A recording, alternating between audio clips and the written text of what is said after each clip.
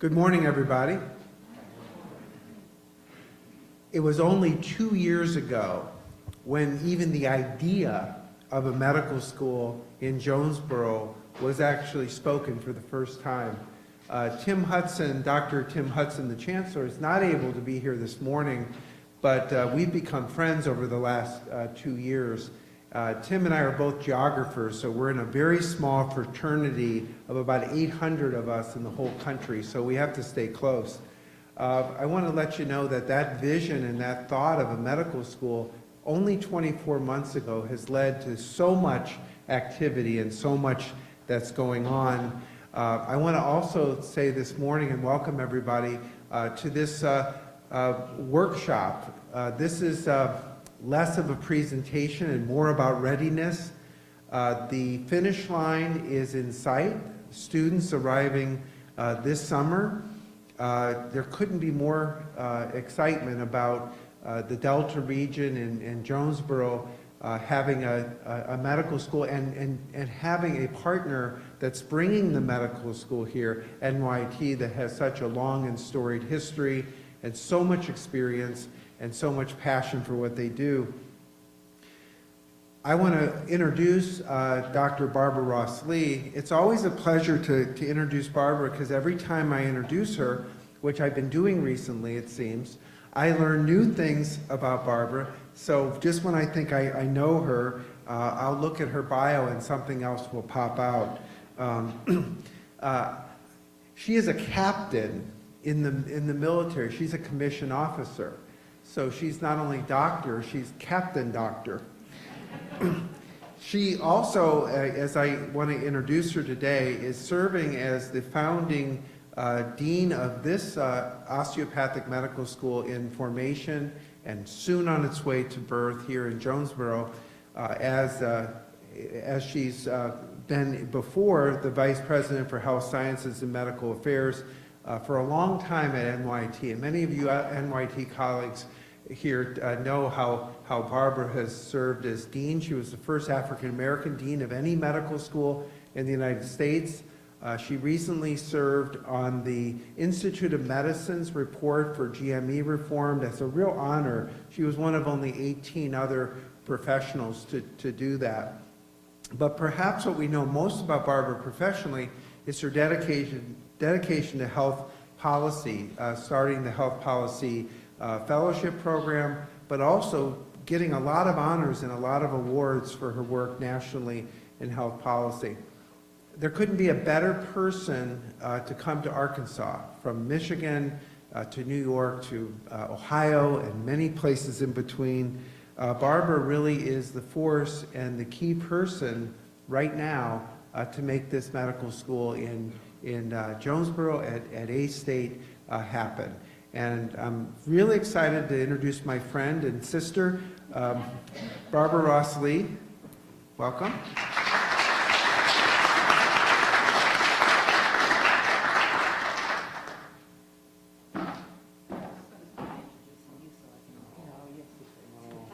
There are very few. Yeah, that's what we all say, right? Not on Google. Good morning, everybody, and let me say welcome along with Paul. It is such a pleasure to have this gathering back again. As you can remember, I have my notes here and can't see a thing. Here we go. Okay.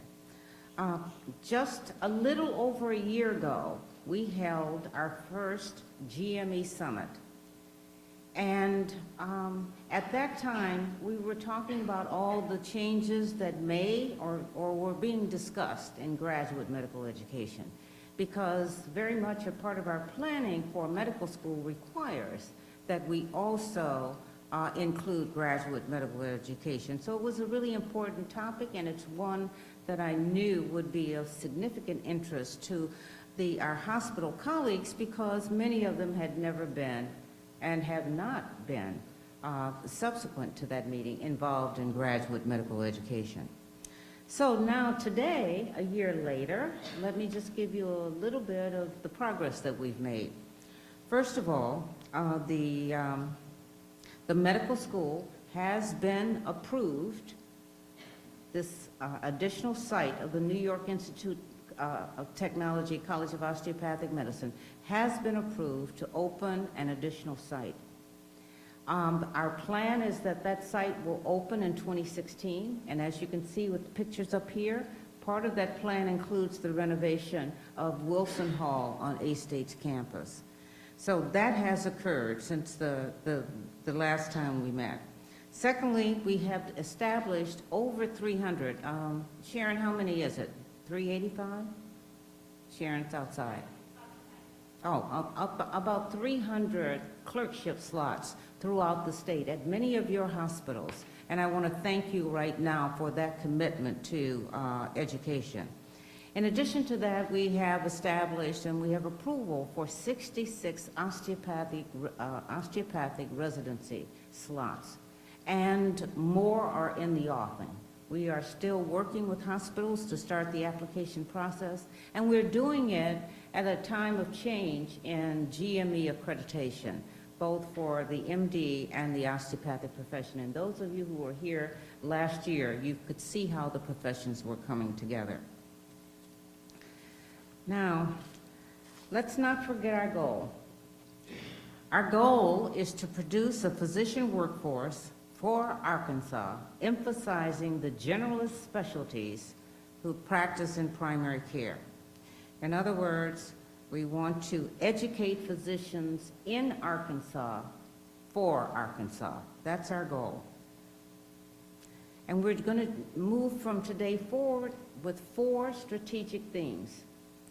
First is continuity, second, commitment, third, collaboration, and fourth, cooperation. And I'll just explain a little bit about what each of those strategies are about.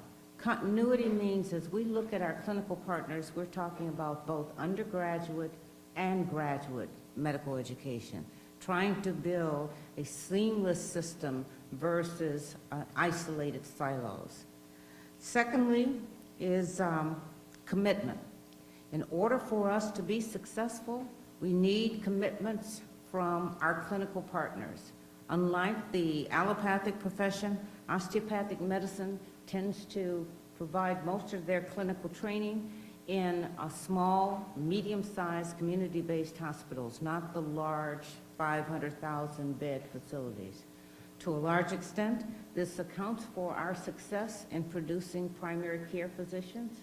And so, quite frankly, we need commitment, and as you can already tell, based upon the number of clerkships that we have already established and the number of residency slots that we have already been approved, we are on the move. We're moving ahead, and we will be talking to all of you and working with all of you over the next few months, and in fact now the next few years, to get to where we want to be, because I think in all honesty, we are probably assured of getting to where we need to be. And then the third C is collaboration. We want to work with our clinical partners to build an educational infrastructure that benefits all of us. And the reality is we're not dictating a structure. We're working with the strengths of each of our institutions to bring us all together to create a physician workforce that is of the highest quality possible. And fourth, cooperation.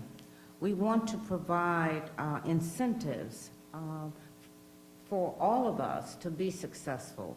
Faculty development, recruitment, all of those kinds of things that each of us will need to be actively engaged in medical education, whether it's undergraduate or graduate.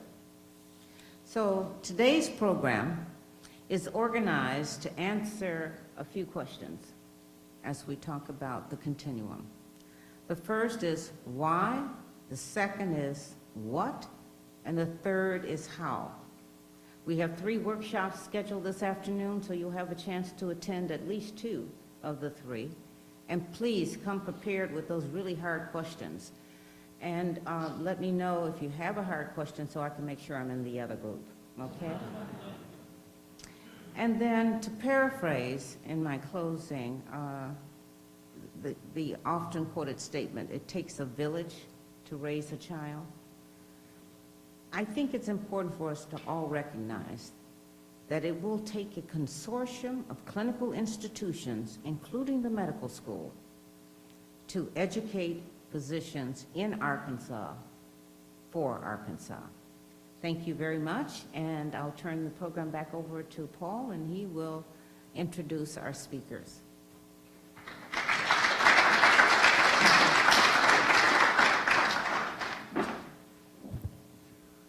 One thing about Barbara that has really amazed me over the years I've known her is her tenacity, and she loves a good fight.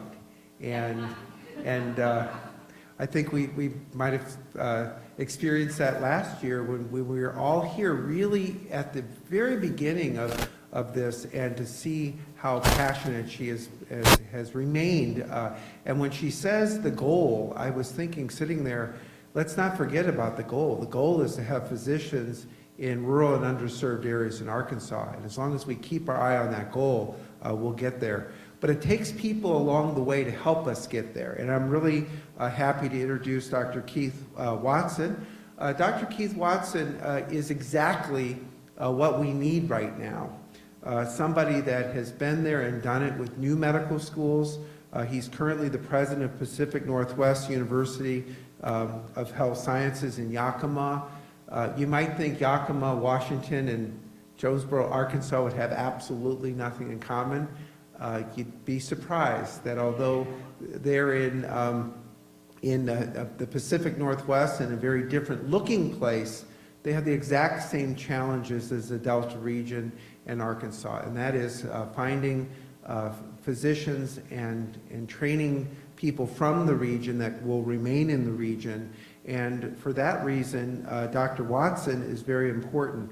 Not only has he been the president in this school, as it's really been finding its way, and new medical schools are not easy to get started and to sustain, but he's done that very well. And also, he's a surgeon with lots of credentials, and you can read in the bio, did his fellowship at MD Anderson, spent a lot of time in Texas, where he also went to medical school at Texas College of Osteopathic Medicine.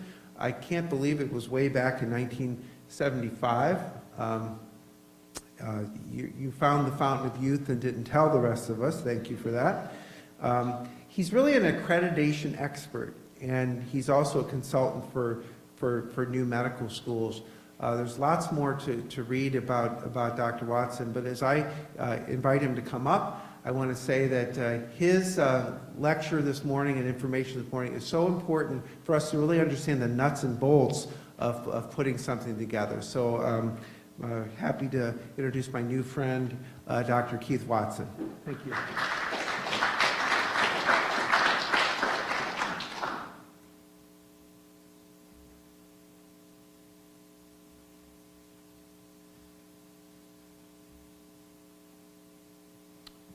I want to thank Paul and Barbara for the opportunity to speak with you today and to bring to you some opportunities and to talk through some of the challenges that a new medical school that seeks to serve rural and underserved populations might face.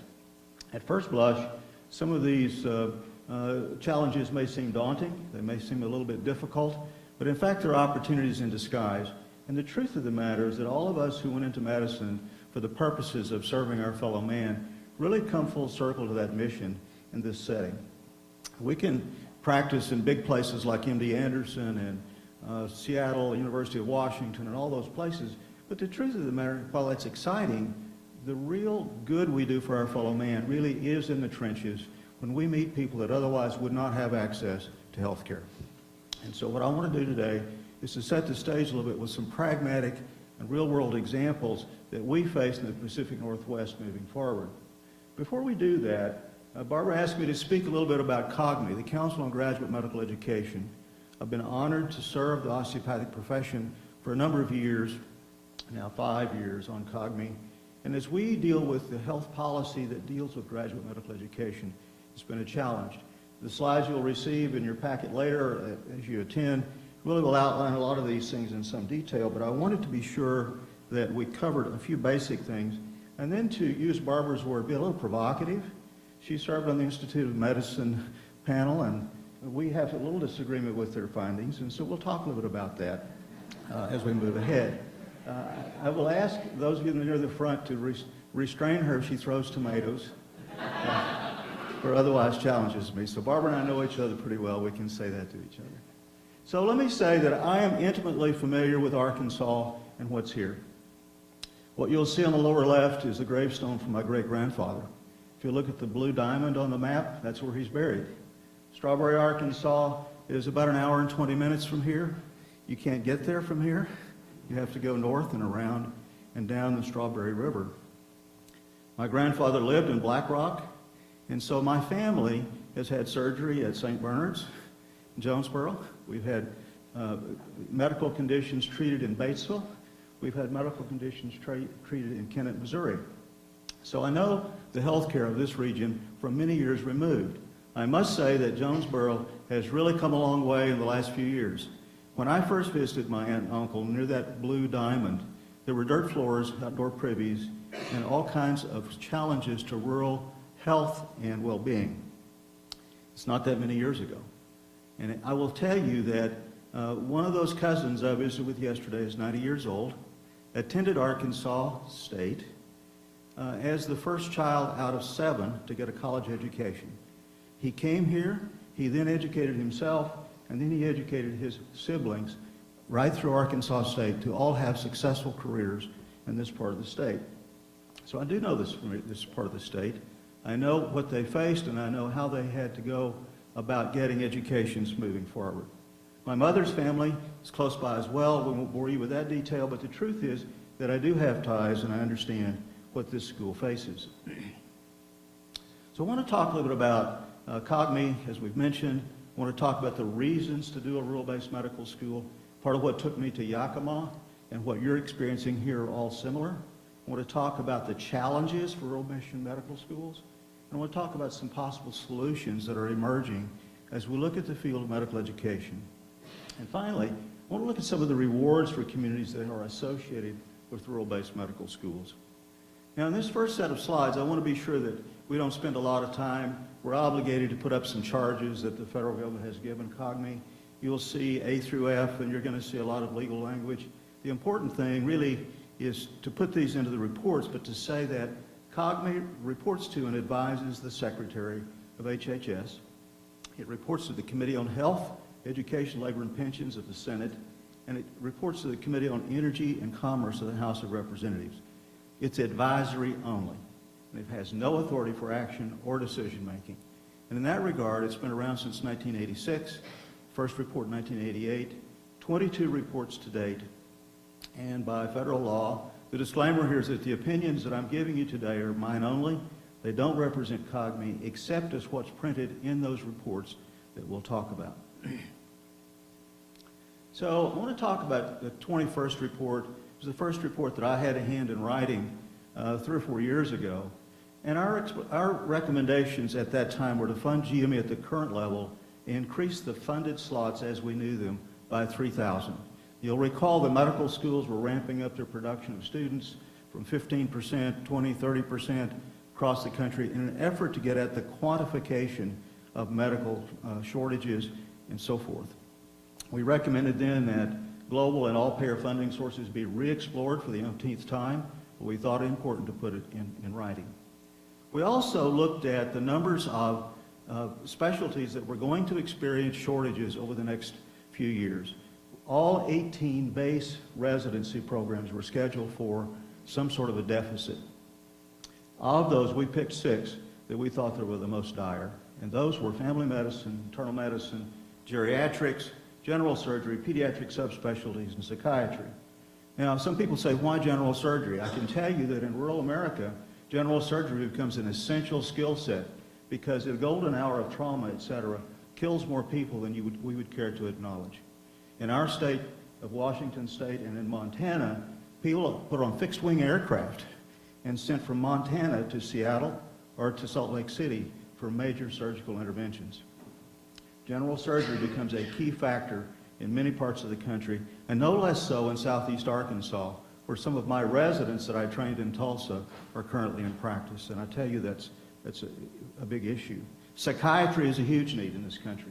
Between medicine, dentistry, and behavioral health, the three most aggressive shortage areas are those disciplines. Psychiatry and mental health care are really at a crisis point. We recommended prioritizing funding for programs to embrace and add new competencies to meet the changing health system.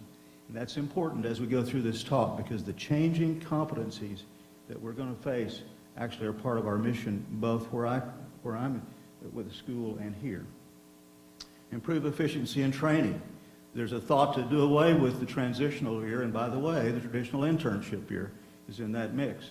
It's only a few hundred slots across the country, but there is an avid movement to do away with those. Allow GME credit for some or all fourth-year medical school activities. That's consistent with the AOA's Blue Ribbon Commission report of about 3 years ago that talks about shortening the time to certification in the middle part of the educational pathway. The criteria for recruiting medical students as well as GME training requirements should be revised to align with the physician workforce and aligns with the needs of the population served. That's another way of saying we need to teach people how to practice in rural areas. And I think this is emerging in all of these different recommendations. And again, I'm not going to read all of these to you. You can go through these with your slides, but the point is that we want to be sure that we're following those elements and competencies the IOM put out there that should be actually safe, effective, timely, efficient, equitable, and patient-centered. All those things we value. And finally, decisions about completion of each phase should be based on competency, not seat time, not credit hours, and not a calendar. I can show you a lot of physicians who trained at GME programs that serve their time but may not practice quality medicine because they weren't tested in a competency way. And again, medical education research is really a big push for that COGME 21 report. And there was actually a call for a National Institute for Health Professions Education to study some of the very things we're going to be talking about later today. So what about COGME 22? As we looked at what was going on with COGME 22, we started to look about where training should be. And we recommended that training should be expanded into ambulatory and community sites to reflect the current trending in healthcare. 60% of healthcare occurs in the outpatient center, at least. And if we look at that particular number, what that means is that we're training people 100% of the time in academic health centers. They're not seeing what they will need to be able to deal with in the ambulatory setting. And in fact, Kaiser Permanente and others are retraining physicians after residency to be able to work within the patterns of where they need to see patients. A portion of the financial support should be transferred to the site. As you probably know from last year's conference, I wasn't here, but many of the times people are moved to outpatient sites out of the academic health center, but those sites get no portion of the GME dollar. And that's unfortunate because that's where the dollars are really needed to shore up the education. Up to 10% of IME, COGME recommended that up to 10% should be reserved and redirected to recognize innovation in medical education. That will be on another slide in context with the IOM reports moving forward. We recommended the teaching health centers and children's hospitals should be stabilized with dedicated ongoing funding. A new curriculum is needed, and again I reference the AOA, Blue Ribbon Commission. It's widely respected among COGME members and is looked upon as a potential blueprint for strategy moving forward. So this new curriculum to address healthcare delivery system change and populator-centered GME is critical. And again, finally, there should be a national effort to coordinate and engage underrepresented minorities in healthcare professions and medical careers. Public support for GME should be leveraged to encourage physician specialists to locate in otherwise underserved regions and communities. And I think we can see that particular feature in many of our underserved populations across the nation, the Delta region of Arkansas being one of those particular areas we'll focus on. And finally, in response to the IOM, COGME did recognize that we should be reconstituted. The council should have strategic planning and oversight of GME innovation and funding with responsibility and authority to evaluate the accountability and outcomes of GME. COGME currently functions with only $76,000 a year in budget, has a 0.6 FTE, and often we can't meet because we have no support or ability to bring ourselves together to write these reports. So much of what you're seeing here really is advisory and needs a shot in the arm to do anything of substance. So the differences, Barbara. The IOM said there really wasn't a shortage of GME positions. They thought that would be ameliorated by other healthcare providers who would work with physicians, and in all likelihood that the shortage would actually equilibrate out over time. At least that's the response that I'm sorry? I understand that. There was no statement, but the absence of the statement was noted among a lot of other. She taught me well in the Health Policy Fellowship, okay? The absence of the statement really left people wondering. And in fact, the issue then, COGME came out to say, we do believe there's a shortage. And in fact, this last spring, AAMC came out with a competencies for 2015 to 2025 that looks at numbers that do indeed pretend to have a shortage that's still projected. There was a recommendation for a National GME Policy Committee to oversee GME policy and strategic management.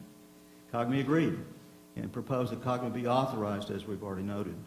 The transformational fund that was noted in the IOM report it really is parallel with the COGME recommendation for 10% of the money to be spent, but in different ways than what the IOM had recommended. And so I think we're in alignment there. And I think in the last point that IME accountability is something we're all looking for, particularly where that's being spent in large academic health centers. So in 2015, we actually sent a letter to the Secretary last May, and we said, we're ready, give us the money, fund us appropriately, we'll take this on, we'll do this, we'll reconstitute COGME and move it ahead. And in fact, we pointed out that presently there was it's not clear that any group would be authorized to do what the IOM had put forth. The answer we received about 2 months ago was, thank you very much, COGME is advisory only. End of statement.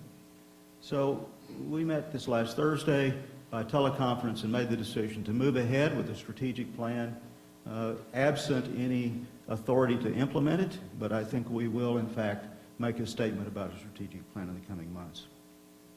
So I want to talk a little bit about Yakima for a quick minute. Yakima was established, the Pacific Northwest University College of Osteopathic Medicine was established for many of the same reasons that this college is being established. And again, it pretends to go to the point of why we need to do rule-based medical education. We have a class size of 140 students. We started with 70. We went to 140 for a lot of reasons. We established almost 130 GME positions, or dual accredited those in the Northwest. And we've graduated 4 classes, having put 285 graduates into residency programs. We'll talk a little bit more about what Yakima is doing as we move forward. But I think the reasons to put a medical school together are really to address maldistribution in a unique way. Recruitment is essential. Education in the anticipated practice environment follows the COGME recommendations. Return to practice at completion of GME training. That's where our challenge happens. And while we have 127 to 130 slots that we set up, not everybody can get the discipline they want or where they want to go. Only 2.6% of the GME positions in the nation are in our 5-state catchment area. And so most of our graduates have gone to the East Coast. And I'll describe to you a process we've used to really link those graduates out of the first class back into our area. Access to care issues are not otherwise addressed. And again, county-state mortality and morbidity concerns, for instance, the Missouri Boot and the Delta region of Arkansas are prime examples. You'll hear more about those in a little while. The aging population of the region's workforce, retirements and shifting work styles are all part of that reason to establish a school. And if the production of physicians by the state's current medical school is insufficient to meet needs, or the choices of practice have left health disparities in Delta counties, or the retention of graduates is insufficient to meet needs, then that's even stronger evidence to move forward with a rural-based school as a supplement or as a brand new effort to address those things. It's incredible to me that as I looked at these numbers from AAMC and others, that 80.6% of the physicians who are trained in this state for both UME and GME stay in this state. That's unbelievable. It's number 2 in the nation in that particular statistic. In Ohio, for instance, we had 7 medical schools, some of which dropped well below 20% of retention in the state. And in fact, in Washington State, University of Washington, despite its U.S. News and World Report to claim number 1, is in fact only 14% of the docs in the state trained in the state. And so it's important to know that Arkansas is doing a great job, but we've still got disparities that need to be addressed, and that calls us out to do other things here. Health factors. We talk about behaviors, clinical care. We talk about social factors. We talk about physical, environmental factors. The dark blue states, in fact, dark blue counties, however, are those states. I don't have to show you this map for you to know this inherently.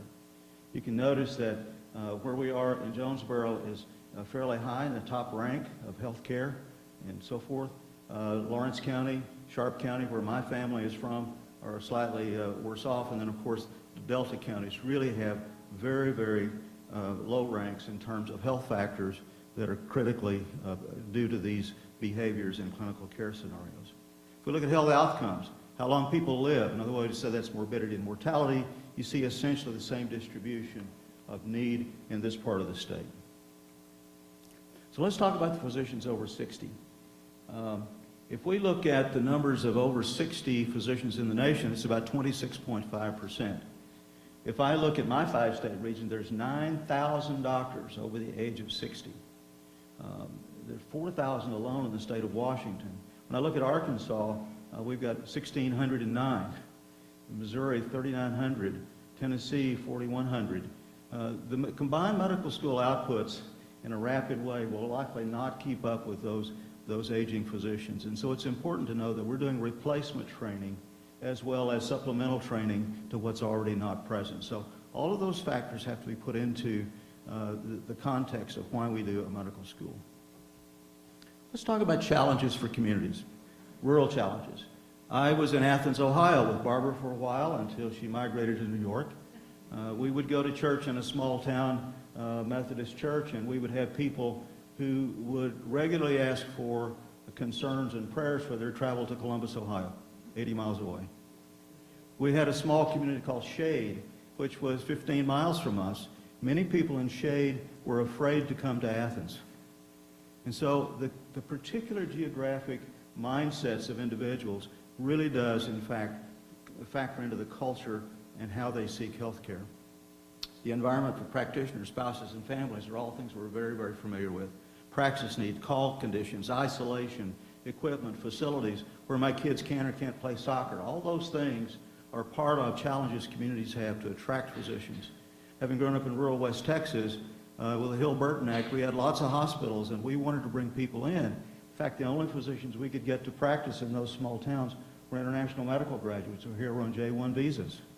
And so that was in the 50s, 60s, and 70s. So many small towns have sought all kinds of solutions to get health care into their community. Underserved challenges, diverse and economic. I want to talk for a minute about the culture. Yakima sits in central Washington. The Yakima Valley is huge, prime, apple, pear, and other fruit-raising places. We have a lot of Latinos and others who've come to this country both legally and illegally. We also sit on the border of the Yakima Nation, which is a huge Native American population. So some of the things I'm relating to you deal with the proclivities of those particular groups around norms and trust factors. We have a Roots to Wings program that I'm trying to put together with the tribal leaders now. And indeed, it's taken 6 separate engagements. I won't call them meetings. They don't like that. 6 separate engagements to sit at the table to build trust so that we can even know that the medical school is not going to take advantage of us. Those kinds of trust factors really have to be won over before you can have any meaningful dialogue. Latino families discourage their girls from getting an education or leaving home. If they have to travel any distance from home, they simply are told by the elders in that family, not a good idea. And so we have to deal with those kinds of things. So having a medical school close to where people live and their culture supports them is critical. Family above all else. And the Native Americans do not respect a calendar. Now, in our particular world of medicine, if you don't show up for a major exam or you don't pass your national boards in a given period of time, you don't move through the system. If we have a major exam, we have a Native American student whose grandmother gets sick and they're the only one that speaks English, they will abandon the entire history of their course and in fact risk losing school to take care of their grandmother before it's above all else. Now, that's admirable. But at some point, our educational system is creating really isolation, is the last point in that section. As we're currently constructed, we really don't have the ability to modify the schedule-driven credit hour system that our universities are working through. So it takes a lot of thought pattern about how to do that. And finally, I will say that exposure to what is possible is really important for communities. Many people in these communities don't really have an idea of what they're able to do, what accesses and resources are available to them. A town of 800 in central and northern West Texas, I had no idea that with my own particular circumstance, I could go to medical school anywhere I wanted to go. I just didn't have the counselors and the people to tell me that. We did okay anyway, but the point there is that we have the opportunity with these communities to let them know what is available. And finally, building self-esteem against cultural biases and values is really critical in these underrepresented and underserved populations that we attempt to do. Now, this is the part where it gets a little rough, and I want to be sure that we don't discourage people in the room. Challenges for medical schools. Faculty training sites really know about rotations because we all went to medical school. We know what that's like, right? Well, in today's world, it's different. And we really need to talk to people about how to educate others in different ways than the way we were trained. We'll come back to that in a little bit. Competency-based assessments are things that we only first bumped into in ACLS and heart monitoring things. So you couldn't pass your ACLS until you had the competency necessary to get past the trainer that you were working with. And finally, teaching people or faculty development for how to do interdisciplinary or interprofessional training is a whole new paradigm that many of us have yet to master. And so we'll talk a bit about that as well. Clinical sites for training. Rural health clinics, community health centers, FQHCs, all of which are ideal laboratories to put a lot of people together with different disciplines around the patient is really an exciting opportunity. Critical access hospitals with their struggles, and all of you in the room know about those, are really in fact challenged in order to not only be survival prone, but also to help train others. And again, appropriate tertiary sites for non-primary care rotations are those that are necessary for a balanced education. Graduate medical education programs focused in and for rural areas are not yet established in many places. And in fact, when Randall Longenecker, who chaired that for HRSA, actually moved to OUHCOM just before I left there, we reviewed the numbers of tracks in the country that were really doing quality rural-based tracks. At that time, the feds had reduced the funding numbers down to less than 20 or 22 of those programs in the nation. It's built back a bit, but that's a challenge. The culture of matriculants and graduates. We've all heard that matriculants and graduates stay where they do residency. It's our contention that we also have to impact that by knowing where they did year 3 and 4 rotations and make it attractive for them to stay there or come back. I used to tell DMEs in Ohio that we're going to put students in your hospital and you've got 2 years to lose them. And the truth of the matter is I had a hospital that did not want to give students the same access to a healthcare facility as they gave their interns and residents. The students did not fill those internships and residencies. And so it's all about how you treat people and learning how to embrace people and what they need. And there's a mission risk around student debt influence on specialty. It's easy to see that an ophthalmologist or an orthopedist will make a lot more money than a family practice doc, particularly with the reimbursement rates that are happening in rural America. And I think we struggle. We're a private school. Public schools have somewhat less debt, but as a private school, my students come out of that school with about $200,000 in debt. That's a huge debt load to pay back. And so some students will, in fact, choose other specialties when that reality hits them. Unique clinical rotation material is somewhat difficult to manage. Paul, if I'm running over, give me a signal here. Okay. There's an inefficiency while learning how to teach. We've all been there. And I will tell you that if I only take a student every month or 2 out of a year, I don't really work them into my workflow. As a surgeon, I used to take students 8 or 10 months out of the year, sometimes 12. And I will tell you that if you work them into your workflow, students can become a huge part of the healthcare team. Not a productivity loss, but a productivity enhancer if you do it right. But the inefficiencies of only taking a student occasionally really does hamper your productivity, and it's an issue. There are issues with productivity fears, even among FQHCs, and those who have enhanced reimbursement. Many of those entities are really working long, difficult hours. But in fact, there are a number of papers and others that talk about those productivity fears and solutions. I'll mention one, and that is to do a teaching RVU. In fact, to reward the physician for teaching alongside of their clinical activity. Who picks up the tab for the RVU? It's the institution, who otherwise spreads that cost across their entire institution. And so the issue for that is that we can, in fact, mitigate the cost of productivity at the provider level if we choose to do that. EHRs. EHRs are the bane of existence of medical students. It's hard to get into them, it's hard to manage them, and quite frankly, I think most of us would agree that they don't follow any logical thought pattern that a physician's taught to use. And so they become really an inefficient way to practice and an even more inefficient way to try to do medical education. So we have to figure a way to use the EHR in a very proactive way. Competition for sites and faculty. It's not unusual if you get a good training site that you'll have 1, 2, 3, 4 medical schools line up to get clinical training in a site. You have to really be clear about what you're doing, and again, to share those sites in a very interesting way. Competency-based education, we'll talk about in a moment. We still have to learn how to teach competencies. More importantly, at the undergraduate or the pre-MD, pre-DO level, we have to learn how to assess those competencies in a high-stakes, reliable way so that we know that the learner has accomplished the objective. And again, GME availability is something that's important. Rural hospital finances, volumes, and current CMS rules for GME simply don't work. The IME formula that talks about days of Medicare stays and beds and acuity level simply are not conducive to putting GME in rural-based settings without some consortialized feature which critical access hospitals and others are struggling to manage. And finally, one of my concerns with the single GME pathway, and I was part of that team that did that probe, one of our concerns has been that the accreditation standards, even for family medicine, do not favor small rural areas. When you start putting requirements, you have to have a minimum of 5 residents or 6 residents, and they have to do X and Y and Z, it automatically challenges smaller programs that are critically needed. So volume and scope related issues are really important. Solutions. I'm going to tell you that I think competency-based education models are here to stay. They are moving through higher education at a rapid pace. We'll look at that in a few minutes.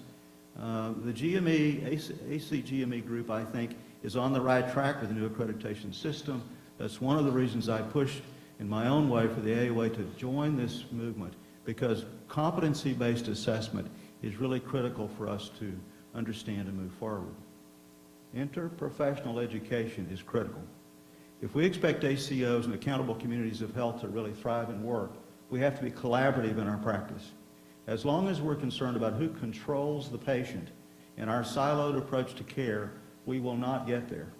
And so the real policy issue around interprofessional education is to address those issues for collaborative practice moving forward. Even in rural settings, that has to happen for us to be successful moving forward. I will tell you that the rural focus, we'll talk for a moment about a mantra that we've adopted in the Northwest, and that's recruit, educate, and return. You'll notice that we've said develop curricular elements that highlight rural issues, promote IPE teams to utilize IT enhancements such as robotics and distance-defying technology. I have rural hospitals in La Grande, Oregon that are running robots up and down the hallways, taking directions from PharmDs and physicians at a distance, and serving patients and dispensing medications in that hospital. Now, if we don't teach physicians how to work in those systems while they're in medical school, we are not going to be serving them well, nor can they practice in those environments effectively.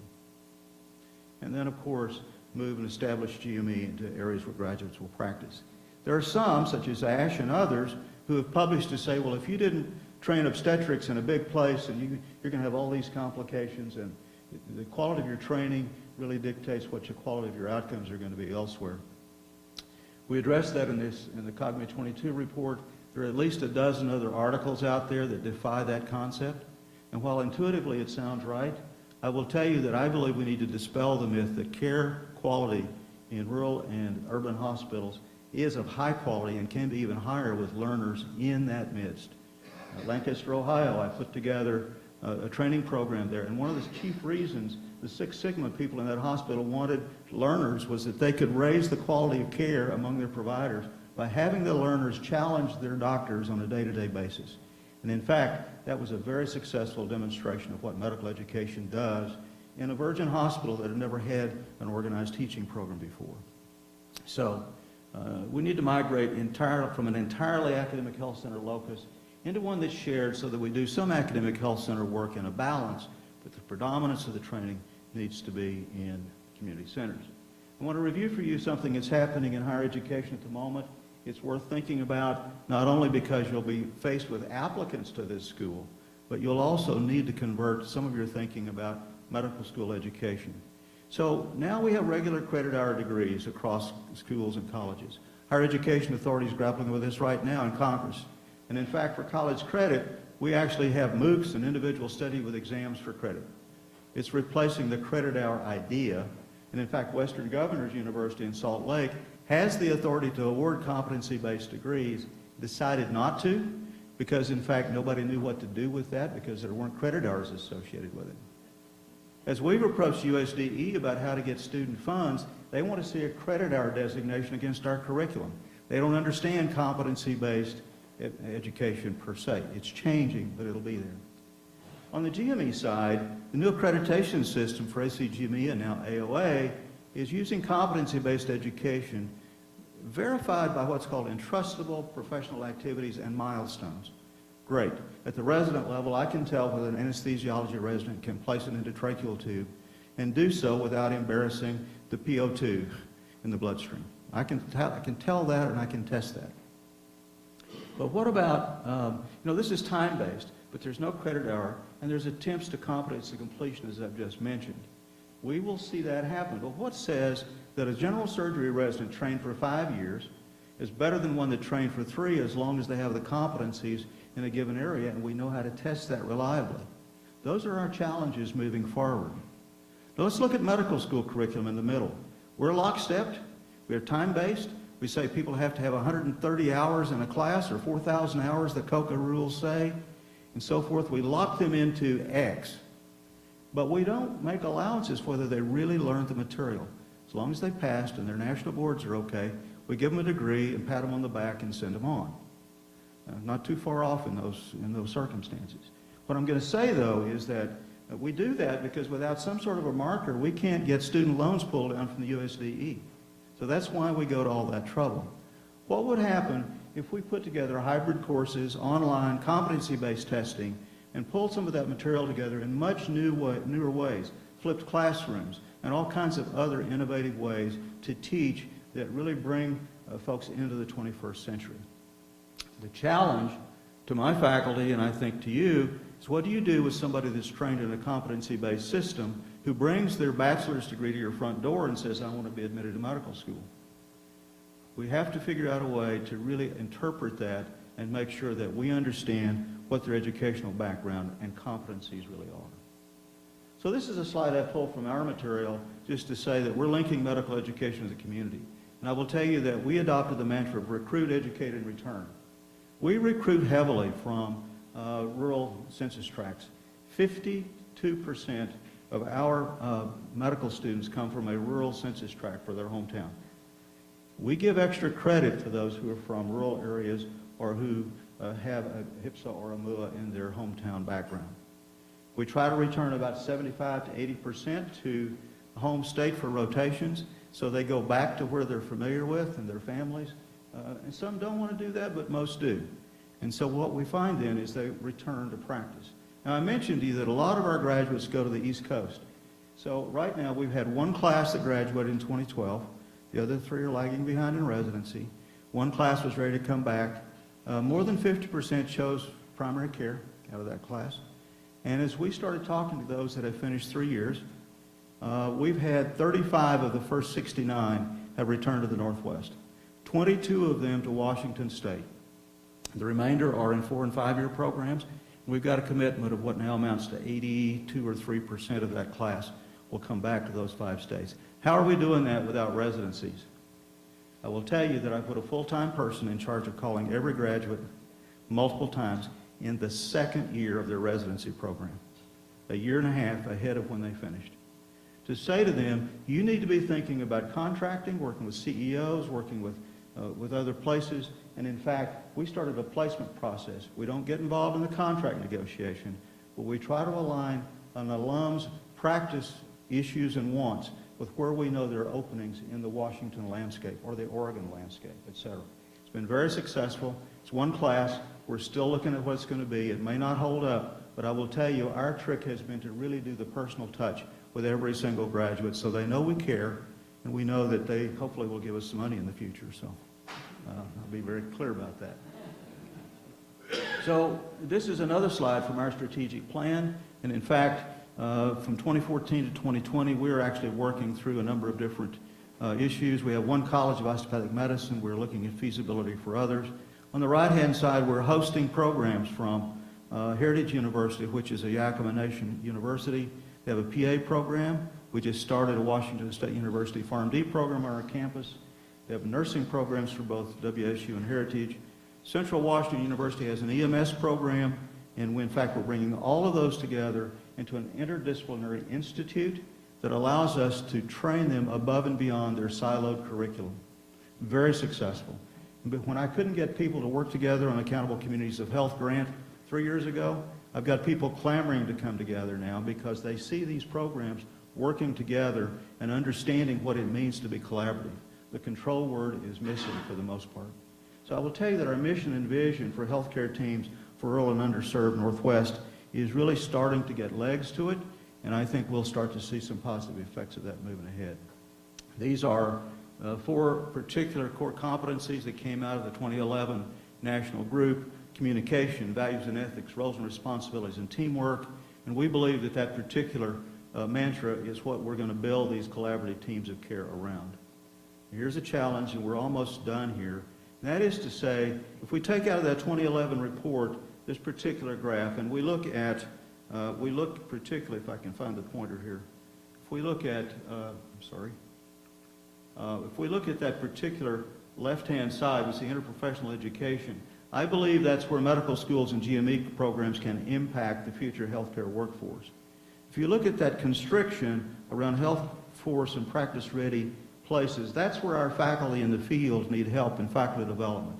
Learning how to teach that and put it into practice at the bedside and in our clinics. And in fact, collaborative practices will in fact evolve with accountable care organizations and communities of health as we move that forward. So how do we address the shortages? You know, Einstein is attributed to him, but others have said it. Why do we keep doing the same thing over and over again and expect a different result? We keep building schools and adding to the quantitative groups, but we don't address the other part of the equation. That is the quantitative look at how we educate physicians and where we educate them. It's my belief we do both for maximal effect. How ideas, we're going to get into that this afternoon. We won't spend a lot of time here. We've already talked about many of these. I believe faculty development is the backbone and the stay for clinical education, whether it's at student level or at resident level. Many of us were not trained as educators. We were trained as clinicians, and so we need all the help that we can muster to learn those techniques. And again, from a pragmatic point of view, we have to support the rural and local hospitals and their fight for equality and payment to make sure their doors stay open. So the opportunities that I think are in front of us, competency-based education is real, and I think it's going to be more inculcated into the national boards going forward. I think training moving to community-based sites is the theme of COGME, and it's a theme that I'm promoting. Interprofessional education will expand and enable us to enhance community and rural care. And in fact, more individuals now have the ability to pay for their health care than ever before, but they don't have a place to spend it because most practices are closed. We don't have enough docs in practice to pick those patients up, and so that will help us to serve populations better and better and higher quality of care for underserved populations. If you really think about it, every one of us in this room are here because of the mission. And that mission is better and higher quality health care as we move things forward. So what are the top 10 reasons? I'm a David Letterman fan, so I'm going to do this quickly. Top 10 reasons. Promotes assimilation of new ideas and innovations into rural communities and facilities. It's an economic engine for the place where the school is located and for the communities in which those students rotate. I will tell you, the intellectual capital that comes from bringing both medical students and their spouses and significant others into communities really drives communities to even better heights than where they are. It lifts the community expectation and self-esteem. My doctor as a teacher is a huge uplifting thing for people to understand that their doctor is really special. And so it's really a boosting event. Promotes integrated health care solutions. We've talked about those already. And then I will tell you, my personal favorite is that standing at the operating table and talking about gluconeogenesis while I'm doing a pancreatectomy and having a medical student finally say, aha, now I know why I studied that biochemistry. Because when I take out this part of the pancreas, I've got to do X, Y, and Z. It all comes together. And the aha moment is what it's about as a teacher. It really does, in fact, make a difference in why we do this. It obviously provides a pipeline for recruitment of healthcare providers, provides more access to care for patients, and allows new enrollees to find a place for care. It's an innovative way to get healthcare distributed better across the country. And in fact, it improves the quality of care in hospitals and clinics because it challenges our status quo thinking about how we practice in these areas. And finally, it's the right thing to do. And so that's the reasons that I have come to be where I am, and I appreciate the support and attention that Barbara and Peter Dane and others, we all shared when we were together in Ohio. It's led us all to this place, and I thank you for the opportunity to speak with you. Sorry for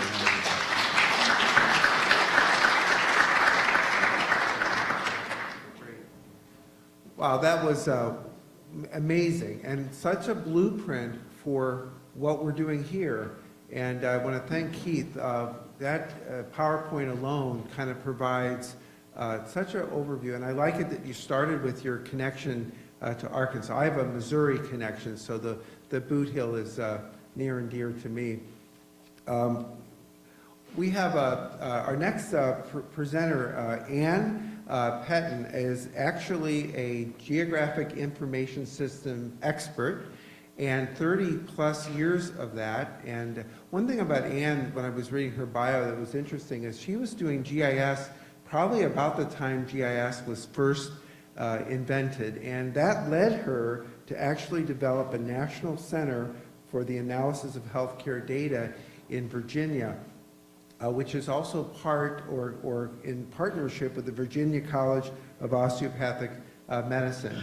And I'm a geographer by training, and one thing I will tell you, there's a lot more on her bio. She's also a Missourian, like me, in Jefferson City, and we have a lot of connections. I'm looking forward to talking with her about all those connections that we probably have there. One of the things that's interesting about why this is so important is that the whole game here is about workforce, and if you don't have the data and the information to know what happens, where do people go, how do we make sure physicians stay and locate, that kind of analytical backbone helps us with decision making. So I want to introduce Ann. Come on up here. And also want to say that we'll be having a short break after Ann's presentation. We're going to get into a panel and then into workshops later. Thanks. Hi, it's nice to meet you. Isn't it ironic how you meet someone who's a kindred spirit, even up on the stage, a Missourian?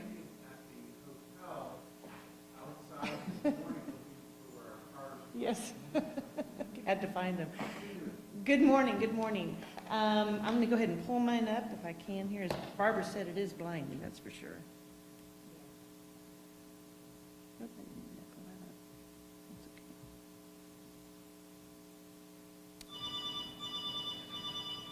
And as I'm pulling this up, I will mention that I made this presentation for a longer period of time, which is fine. I always do this. This is kind of my history. And so the presentation I'm going to go through pretty quickly will be available online. Sharon asked me if it would be. So you'll see a lot of slides. You're going to see a lot of data. You're going to see a lot of maps, and it will be something that'll be kind of like, oh my gosh, could she slow down and could she get to that point? Well, I tell you, it will be there, and you'll have that to look at later on. I built my national center in partnership with the Virginia College of Osteopathic Medicine over 8 years ago. And yes, I did do geographic information systems way before it was even automated. Believe it or not, we used, Thank you very much. We use the card stacks, the key punch card stacks. So for any of you who remember, I see some head shaking. That's when I used and learned it. Another element of my background is that I've worked out of 3 different governor's offices, worked at the policy level, and it brought a lot of ability for me to understand how you use information effectively to influence policy and local decision makers. But I never lost the fact or never lost the focus of using this information effectively to support a better understanding about the needs of rural, the needs of folks within rural, and how to serve them more effectively by giving the information to them so that they could use that information to be informed, or at least to share with their policymakers how that, how that law was going to influence them. So I moved on to creating the National Center, because these are the last part of the slides. I moved on to creating the National Center because I knew for a fact that the quality of the information that was being used at local, state, and federal levels for healthcare and healthcare workforce was dismal. Absolutely dismal. And it still is. And I know that a lot of folks still utilize the same data sources on and on and on again. Well, we created a very unique process to extract our data from state licensure boards. We integrate all of that data for providers with other data sets such as the MPI, and we've generated a whole host of data sets that we make available to the public, and we've been using over the past 8 years with medical schools across the country, with national organizations, including HRSA and on. So we've used this information effectively, and we share this information on a national healthcare workforce portal that's free and accessible to the public so that they can use it as well. I won't get to that national portal, but if anybody's interested in knowing a little bit more about the national portal, you can see me afterwards and I'll give you my card. But let me go into what Barbara has asked me to talk a little bit, and Sharon has asked me to talk about primarily, which is how do you define the needs of health in Arkansas? So first, let me show you I'll show you some of the maps and work that we've done across the nation. It gives you the sense that we do have this data that, in addition to all the other healthcare data that's out there, we have healthcare workforce data for physicians, nurse practitioners, and 18 other different providers. Part of the reason that we collect not just the primary care workforce or not just nurse practitioners and physician assistants is my wholehearted belief that it is the 65% of our workforce, which are the allied healthcare workforce providers, the nurse practitioners, the podiatrists, the psychologists, and all those other members of the team that are most influential as to why people go back and train and work and will provide services in the community. When you don't have a speech language pathologist or an audiologist or a psychologist or any of these other team members in a community, you will not get a physician to move back into that community. It's just too difficult for them to be providing that care and know that there aren't the other team members there. So that's why within my center, I keep on saying we've got to have all that other data about the other providers, and we have it. So this is just a little slide that shows you the distribution of the MDs and DOs, and you can see on the left-hand side that there's additional analysis, and that is the type of work. Let's see if this works. Little slide button here. Oh, sorry about that. This shows you the osteopathic physicians. And so we do the analysis. The analysis is primarily generated through the use of the geographic information systems. It's not anything different or new. It's been around for a long time. It's primarily a spatial analyst tool. So anytime you see analysis on my slides, you know that this comes from a software that does it for me. I'm not that smart. So my presentation in this half an hour, I will quickly go through the different things about how do you define health needs in Arkansas. I will talk to you a little bit about the national and the state's healthcare workforce supply, what the primary care physician trends and the current primary care physician supply is. What is the demand? And I will tell you a little bit about how we have created a demand in some of the other states. We currently work in 6 other states individually on helping them to look at what is the workforce supply and how do you estimate a demand for different types of providers. A very difficult thing to do because there are no models out there that create this. There's nothing out there that's actually a methodology that can be used, but we've created something that at least helps bring a focus. I want to share very briefly about some of the different ways in which we've helped other schools and other organizations support graduate medical education. And then I won't probably have time to go through what our process is for collecting the data, so you'll be able to look at that when you look online. So how do we accurately define what the demand is? How do we do that? There are a lot of questions that are out there when you're looking at the need, and I'm sure you all have your own. But these are the primary ones that we get asked all the time within our center, is how when you're trying to establish what the need is for a state or a local community. How can we use data? How can we access accurate data to be able to inform the need and then improve the access to care? And then how do we measure and evaluate whether the actions that we are doing really make a difference? A lot of times folks will say, well, we've increased, we've gotten rid of all these health professional shortage areas, and therefore we now know that there must be improved access to care. Probably, but very measuring that, whether that actually makes a difference to your patients, is really what the goal is here. And it's often very difficult to measure whether or not the patient's outcomes are improved. We have very antiquated systems within our country about measuring patient outcomes. If you're fortunate enough to have access to good patient data, which there is more accessibility now, but if you can actually take the time to manage all that data in and utilize it, you start getting a sense as to whether or not the patient outcomes are changing. But what we've done within our centers, we're using that county level data that Dr. Watson showed, and we're showing that over time in several areas across the country, there is a correlation.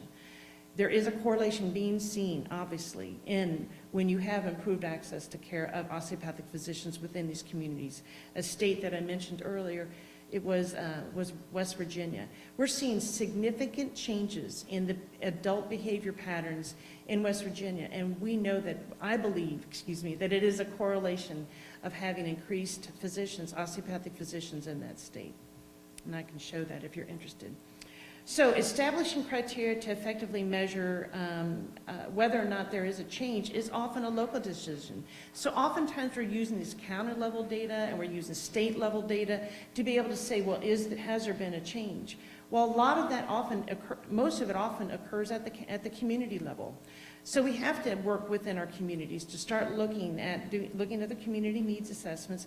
Many of your communities across the state of Arkansas have been required to have community health needs assessments. I encourage you all, if you're going to be working in those communities in the development of your GME, to access that information. Ask for that community health needs information and start utilizing it to get a sense about tracking whether or not the patient outcomes have improved and what they show to be their needs within their community. It may be different than what the data shows, so I encourage you to work with those partners.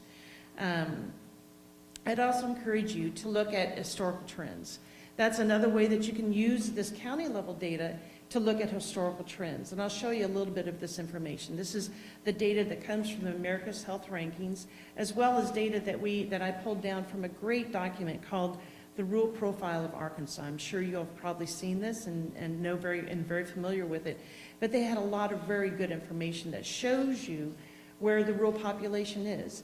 And understanding where this rural population is and about whether or not there's persistent poverty and some of the other issues that are occurring in those rural areas is very important for becoming more strategic and identifying where you have areas of need. Now this map shows the rural areas of Arkansas.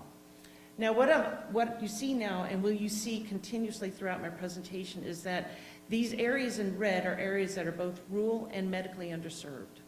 The medically underserved areas are often a way in which you're able to get grants and different types of reimbursement if it's been identified as a medically underserved area. But I will forewarn you very strongly to look very closely at the medically underserved areas and the age of that data. The majority of the medically underserved designations are older. And yes, the federal government is working very hard at trying to improve ways to requalify medically underserved designations and the HPSA designations, but it hasn't occurred. So just be aware of the fact that sometimes when you look at these designations, that data is 20 years old, and just be aware of that. So this is an area map that shows actually the service area. When we did some previous work for Dr. Ross Lee and her group when we were looking at this Jonesboro area. So of course, your patients in the Jonesboro area are going to come from multiple states. Your providers and your preceptors will be coming from multiple states. Having access to data that is accurate, that reflects this, will be key in your ability to understand where you have your highest concentration of different types of specialists. And it comes from different data sets, trust me, but we have all this data. And this is your medically underserved areas as well. So the health needs within Arkansas are similar in the sense of the changing percent of the population. You have a huge migration across the country from rural to urban. And of course, in Arkansas, you know that. And you can see the areas that are higher density. Those are the areas where you're seeing the migration of your rural population to your urban areas. And so you also need to understand when you're looking at defining how you measure your health needs, of course you need to look at what your population is. And it's been well documented that our aging population does have an increased amount of healthcare needs. We all know that. As we get older, unfortunately, it catches up to us and our health needs are greater. And so getting a sense about where you have your healthcare need, your aging population is really important. And as Dr. Watson said beforehand, it's also important to look at that parallel between aging population and aging workforce. I often say this, but one of the things that keeps me up the most at night is the fact that we really are not effectively addressing that we have an aging healthcare workforce. We're not doing it by looking at the relationship between where our highest needs are, and we're not doing it when we're looking at the development of education programs in those areas of need. Trust me, the majority of those individuals over 55 years old, as they're getting more and more patients because of the Affordable Care Act, they're getting an increased load of patients with somewhat of a less reimbursement issue, addressed, and that issue's not being addressed, they're going to retire. I would. Honestly, I hate to tell you that, but if I were 65 years old and this burden were coming onto even though I love my patients, I'm going to think about it. And so we are not effectively addressing this. And this is my opportunity to share with you all, this would be your greatest challenge, is to find those areas where you have the greatest percentages of aging providers, not just physicians, but the entire team. Look at it relative to your aging population and other things, and put your training programs and do your recruitment from those areas. And I'll get off my soapbox, but it's a big deal. Sorry. Otherwise, I won't get through them. So again, you've got to look at where you have your highest percentages, which is the darker green of your aging population. So national healthcare trends. So we continue to have persistent poverty for children across the country. And for a fifth straight year, over 20% of our children are in persistent poverty. This is very disappointing to me. This means that as a nation, we're really not effectively addressing it. Arkansas, you're doing better. This is actually one of the areas that Arkansas has seen some improvement. The programs within your state that are trying to address children that are in poverty are working, and you're going up. And I will tell you, in a state where there's often not a lot that you can be happy and proud of, and I hate to say that, but you're aware of that. This is one area that you can feel proud, is that your programs are improving poverty for children. Your educational attainment, this is another thing that's critical, absolutely critical for your ability to be effective providers of care and educators, is your educational level of the patients that you serve. You all know this. But helping them to create your programs so that they make sense to these individuals culturally as well as from an education perspective may mean that you have to readdress and look at how you're doing your education. Understand that you can't improve everything all at once. And your education systems in Arkansas are definitely improving. But you have to look at this right now if you're going to build these programs and say, maybe we need to readdress how we educate our students so that they can be effective in communicating to those individuals at their level. Your preventable hospitalizations have declined across the country by 24%. And again, this is another place where Arkansas has seen improvements. Although you're ranked 44th in the nation for preventable hospitals, it was 48th 2 years ago. So you're seeing an improvement in the fact that your preventable hospital stays are going down, and that's a significant improvement. Physical inactivity, although you're ranked 48th, it was 48th for the past 3 years. I, again, will say that there is a correlation, definitely being seen in other areas of the nation, when you have an increased number of osteopathic physicians, honestly, and a correlation with improved adult physical inactivity. I've said this beforehand, so let's go on quickly. Highlights. What are some of the highlights in Arkansas regarding your health needs? In the past 2 years, your obesity has increased 12%. Now, this is not good news, is it? But this is nothing new. You all know this. So this is another area for education, helping your medical students and your providers understand how to be a little bit more informative at their level and educating about the opportunities for moving away from obesity. This came from the American Health Rankings. This is just kind of a report card, and you can see a lot of double-digit numbers in your rankings. Let's see if I can find that little. A lot of double-digit numbers. You all know these.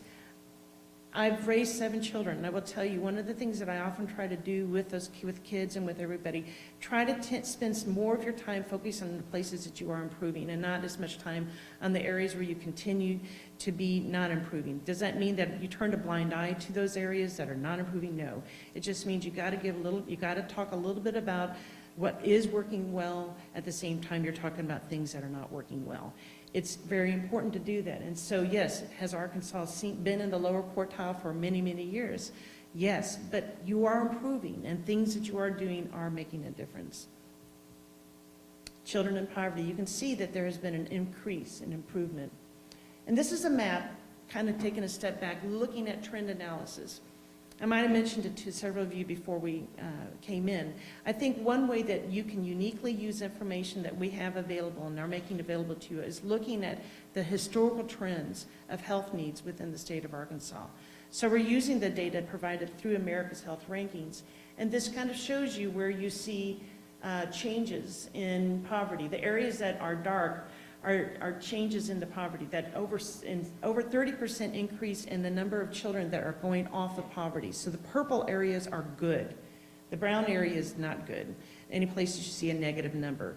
And so what you're seeing is that you have areas that have a lot of change. Now, are they in the areas of greatest need? That's why I overlay this little, yes, they are. You see some areas of greater need that you're seeing a lot of that purple. So you're seeing that improvement, but not necessarily up in these areas where you have a lot of underserved and you have a lot of rural populations of need. And so this is how you use information. I want to go back. This is how you use information to be effective. Be effective in where you put your training programs, as I know you all are. Be effective in where you identify precepting opportunities and clinical rotations. And that's how you use this information. Again, this is a trend analysis map that shows you from 2004 to 2010, where you have improvements in improvements in preventable hospital stays. And the areas that are purple are where you're seeing the least increase in change, meaning that you're not seeing as many changes of improvement for preventable hospital stays. The areas of darker green mean that those are the areas that have seen decreases in the amount of preventable hospital stays. Are they in the areas of greatest need? Yeah, kind of a mixture. But you're seeing a lot of improvement within the state, and I think that's important to understand. Another area that Arkansas was ranked 15th in the nation, and it is something that you can use effectively when you're talking about where we're seeing changes, is the amount of money that goes for public assistance and public health funding. Is this directly correlated to the large numbers of individuals that are rural and your aging population? Probably. But it is a positive thing to be able to say is that you do have a high percentage of individuals, or you have a lot of public health programs within your state. And these are just a couple of maps that basically show you where you have your high percentages, the darker purple and the darker green, of areas that are uninsured populations and the elderly populations within the state. And this last slide that kind of helps to define how you identify your needs within the health needs is looking at physical inactivity. Across the country, we're seeing actually pretty stable amounts of changes in physical activity and the amount of people that are actually saying they are active. And in Arkansas, the areas that are dark are the areas where you're actually seeing improvements in the numbers of individuals saying they're getting out, getting off their couches and doing some type of physical activity across the country. And are they in the areas that we would like for them to be? To some degree, but there are areas for improvement. Again, along the Delta area, we're still seeing that there are people who are not getting the message about getting up off the couch or have the ability to get up off the couch or the motivation. These are the opportunities that you all have ahead of you. I hate to say challenges because I think that's a negative word. I like using opportunities. So in Arkansas, this is honestly not very different than any other state. And again, that's another thing to mention is that our youth is similar to other states, especially in the Delta area, yes. So why point out the obvious, in my opinion? I think that, yes, you have challenges with obesity. All states do. And it's going to take a lot more than one state being highly successful to make the changes. What you all do will make a difference. And here we have the analysis. So the darker areas are seeing an increase in the amount of obesity in those counties. So the darker areas are the higher concentrations, and the changes for in essence, more individuals are obese in those counties than before. Are they in the rural and underserved areas? Not as much as you would think. Of course, you're seeing higher increases of obesity in your urban areas, which usually is what occurs, which is a good thing. Not necessarily a good thing, but it's not good that it's not in your rural and underserved areas. So back to healthcare workforce supply. So there are 85 different distinct healthcare occupations across the country, and 6.5 million of those 8.5 million are the allied healthcare providers. Now, how you call it is different from one to next. I know that the dean is here, and I know that she's probably calls it the allied health professions, the health professions specialists. Some people call them non-physician providers. We call them allied healthcare providers. But that is a significant statistic to take into your, to understand, is that there's a large percentage of our providers that are not physicians. Yes, I was brought here to help to support graduate medical education, but we all understand that it's interprofessional education that will make a difference. And helping educate our medical students to work within the team and appreciate and respect the team will be the key to their success. Dr. Watson's mentioned that beforehand, and I couldn't agree with him more. And I know, having worked with Dr. Ross Lee for years and years, she embraces it fully. Since 2008, there's been only a 2% increase in healthcare workforce nationally. Now, most folks find that surprising, but there is not as much of a change as you would think. There's a huge increase in the number of osteopathic medical schools, and there's a huge number of osteopathic physicians, but the other professions are not seen as great of an increase. This is key. Since 2008, there's been a dramatic shift migration away from rural. 8.2% of our workforce has moved from rural to urban. Nationally, 52% of the overall workforce is over 55 years old. And I said in West Virginia, 54% is in Arkansas. That is a large percentage. And I know that might be a little bit different than Dr. Watson's. Our data, again, comes from our national center. 49% of the workforce in primary care is rural, is aging. 49% of the workforce, and 49% of that is as well as in Arkansas. That's a large number of you all that are over 55 that are working in rural areas. Key and important. Nationally, again, that we have, nationally there is, of the 15 different providers that we collect data on, there's been a 3% increase in the number of providers. In Arkansas, of those 15 providers, we've seen a 7.5% increase. So there has been a great increase in the number, a substantial increase in the number of workforce since 2008 of those 15 different providers. Within the nation, as far as comparing where they're practicing, 11% are in rural, which is about 1.5 shift since 2008. In Arkansas, 38% of your providers work within rural. Go ahead and go on. Now, this is a great chart, and I love this chart because it basically shows you the shift of the migration of primary care workforce. The primary care that we're talking about here are primary care physicians, nurse practitioners, and PAs. And you can see across the country the shift. This is trend migration, the greater shift towards urban of a majority of our states, and a shift towards rural in a minority of our states. And I'm not positive where here's Arkansas right here, I'm sorry. So you've seen some of an increase in your shift towards rural. I think I said 8.2%. This shows you the same similar type of shifting of how many of them are practicing rural, but it's looking more at individual allied healthcare providers. So the remainder of the workforce. And the greatest shift towards urban has been in pharmacists. And I bet most of y'all can guess why. That's because that's where the jobs are, and that's where the training programs are in our urban areas. And so this I think is a direct correlation, direct relationship to the fact that when you have training programs that are in primary urban areas, you're going to see that workforce practicing in those areas. And so that's, again, another challenge. Let's make sure that when we create and look at our training opportunities, it is in the areas of need, in those communities, and in those rural areas.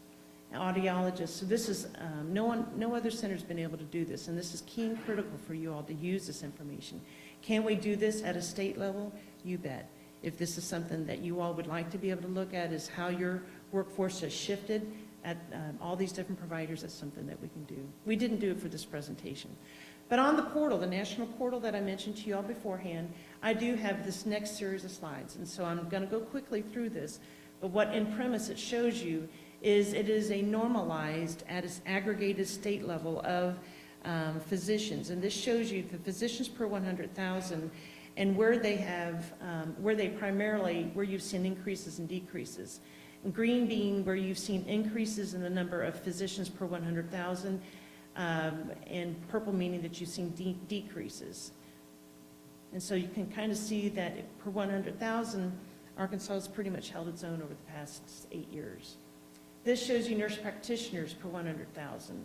Again, Arkansas has seen an increase in the number of nurse practitioners per 100,000. As far as physician assistant, no, this is physicians that are working in medically underserved areas. In Arkansas, we have seen that there's been a shift of 3.5 per 100,000 of physicians. Am I getting over? Keep going, okay. Anyway, I won't go through these slides, but please take the time to go through and look at these shifts and these changes in migrations. And you can look at the providers per 100,000 relative to rural and underserved. So 27% of all osteopathic physicians practice in rural compared to 22% in the state of Arkansas. Here's some more specific statistics for you with regards to Arkansas. 41% of all osteopathic physicians practice in medically underserved compared to 32% of MD. Now, does this mean I'm trying to say negative towards MDs or DOs? No, that's not my point. I'm just showing you that there are differences. And part of this comes from historically the osteopathic profession having a mission of generating physicians for rural and underserved. It also has a lot to do with where they've been trained. 39% of all nurse practitioners practice in rural, and 35% of Arkansas's physician assistants practice in rural. And this is a map that shows you the individual practice locations. Again, our data, just so you know, represents individual practice locations. A lot of times people will say licensure data, does it reflect home location or some other data? We know that 97% of the data that we have within our center is practice locations. We go through extraordinary efforts to make sure we have the practice location of all the providers that we have. This shows, again, where they're practicing relative to rural and underserved concentrations. Here are our physician assistants, and you can see that we have large rooms for improvement. But that doesn't mean that they're not doing well. It just means that the distribution is in those areas of concentrated in the urban areas. I do agree with Dr. Watson about the one fact that he mentioned is that we do have maldistribution issues across the country. I do disagree with him, though, that I think we do have shortages as well.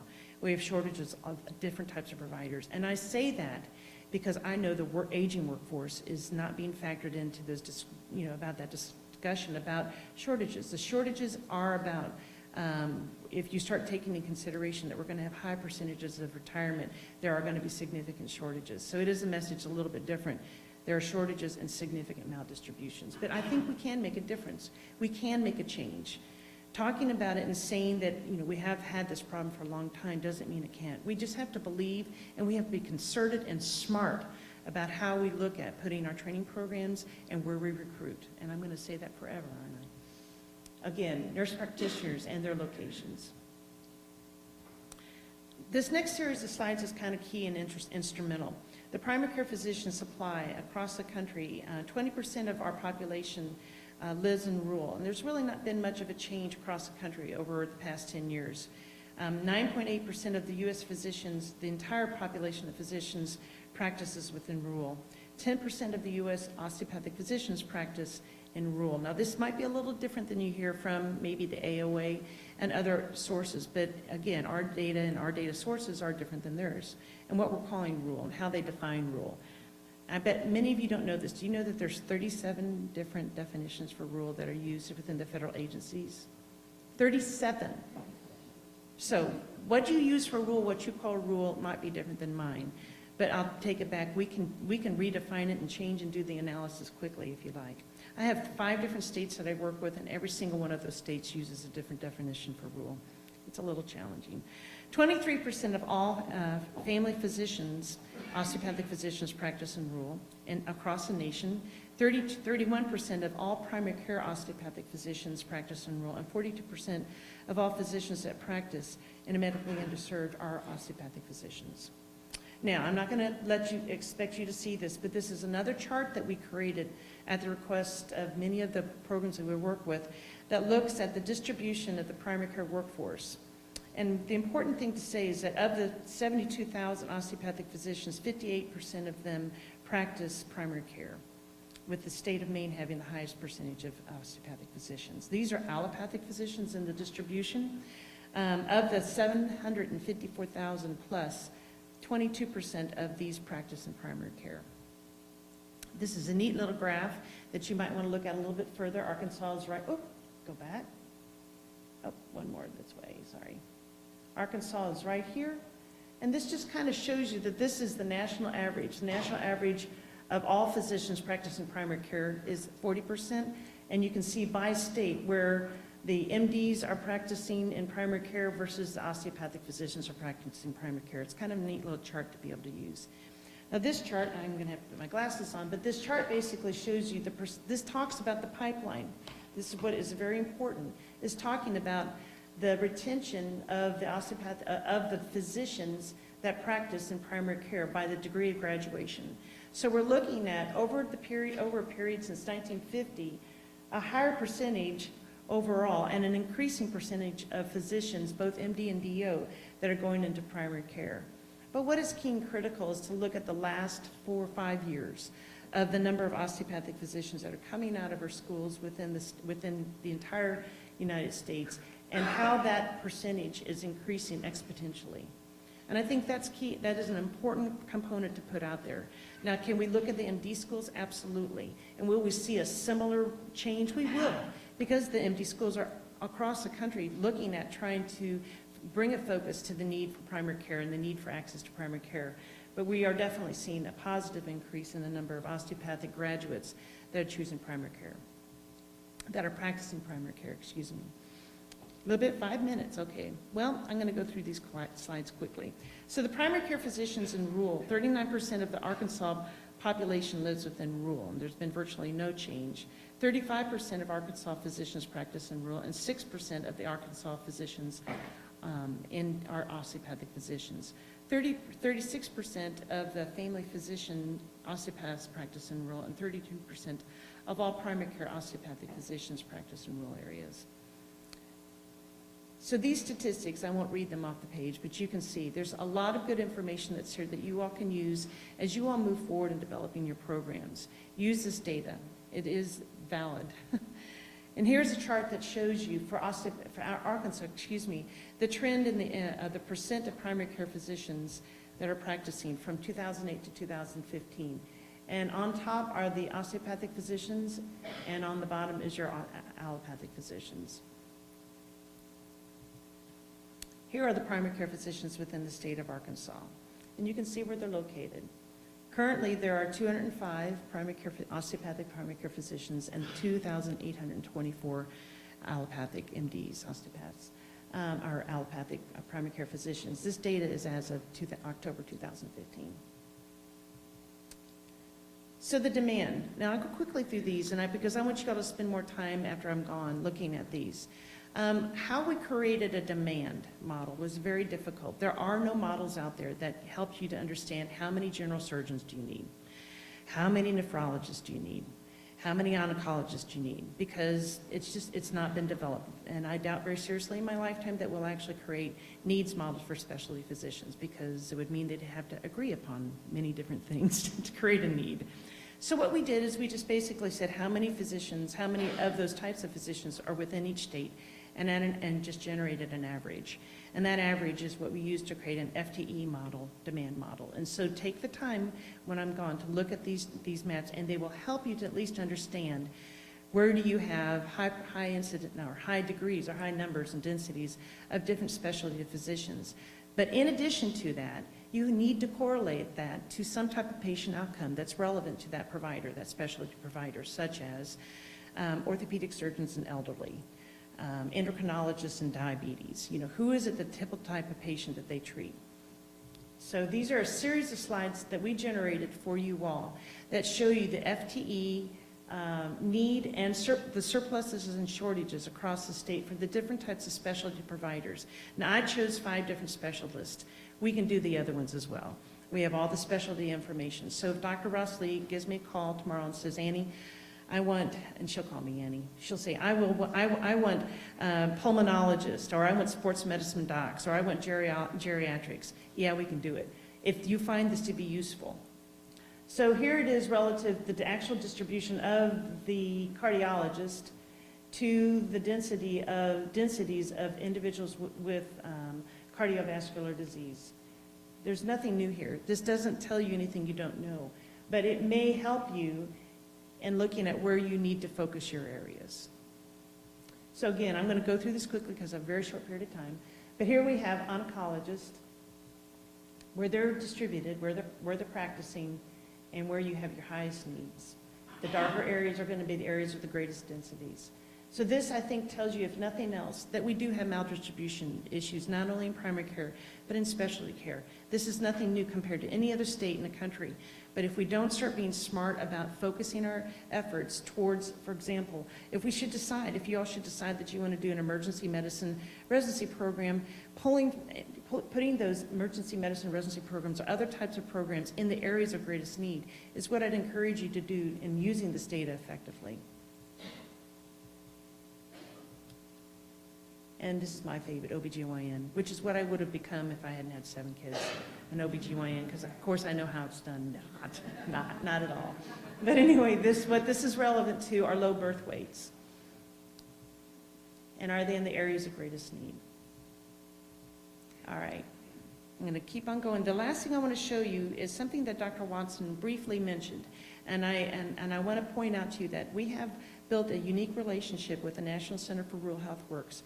And the National Center for Rural Health Works created an economic impact model for primary care physicians. They did this and they've updated it 6 different times over the past 20 years. And so what we use this economic impact model to basically say, when you have a maldistribution of primary care physician workforce, what occurs in that community is an economic loss of not only monetary economic loss, but job loss. And I will tell you wholeheartedly, this same model that we've applied across the country has been used in at least 6 different congressional testimonies and has been used by many deans and many organizations across the country, because what do policymakers listen to? Money and jobs. They do, and they want to know about it within their district, their congressional district or their state legislative district. And so even though it's not something that we often want to focus on, is the fact that there will be an increased revenue. It tells and paints a picture. Now what I'm showing you here, we'll show you next, and then I'll be done, is that the primary care HPSA designation, which many of you all know, is a population-based designation, meaning that those areas are pretty much defined a HPSA shortage area if they do not have a ratio, if they have a ratio of more than 1 to 3,000 population to 1 physician. Well, I got tired of using that ratio because I felt like it can't be population-based, and it needs to be something that also takes into consideration a projected need, because with the Affordable Care Act passing, we have projected needs that will be increasing and become increasingly important upon our primary care physicians. So the Robert Graham Center put out a publication in 2012, and I've cited it here, and I encourage all of you to read this publication if you haven't already, that looks at how do you create an age-based ratio for determining and projecting the primary care physician needs through 2025, through the full implementation of the Affordable Care Act. And that is what we now use. We no longer use to show where you have shortages or overages. We don't use the HPSA designation process, and I'll show you why. This is, and I will also indicate about the economic impact. And this talks a little bit about Dr. Dukeson's theories. And I'm not going to go through that, but you want to look at it. But basically, one primary care physician in a community generates 23 jobs and nearly $1 million in revenue. Now, in addition to what Dr. Watson was saying, which is the fact that they do raise the ability and they bring an awful lot in, a lot of things else. They bring money and jobs. Now, this map shows you what we did here is we applied the HPSA designation, the 1 to 3,000 ratio, and in the red are the areas that are short primary care physician. The green areas is where they have a surplus, and the yellow areas are the areas based upon that population-based ratio where you're meeting that need. okay? And the cost to those communities is $165 million and a job loss of 4,200 for the entire state. But when you apply a projected need-based ratio, look how different it looks. This is significant. This is significant. And so it's very important for you all to understand that using just a population-based ratio is not what really tells the story. When you use a needs-based ratio, which is 1 to 2,237, I think, it increases that economic loss to those communities. It gives a face to and a picture of relevance to those areas. If you get nothing out of it, this will help you. Take this and you show it to a policymaker, and trust me, they will look at you and they'll say, now I get it. Now I understand why we need a focus upon putting services in those areas of need. All right, and I'm done. You all can look at the rest of the presentation when I'm done. But I appreciate the opportunity to work with you. I'll be around for a while. I unfortunately have to leave at noon, but thank you for giving me the opportunity to share with you what we've done with other states and what we hopefully will help with you all in developing a wonderful osteopathic medical school. Thank you.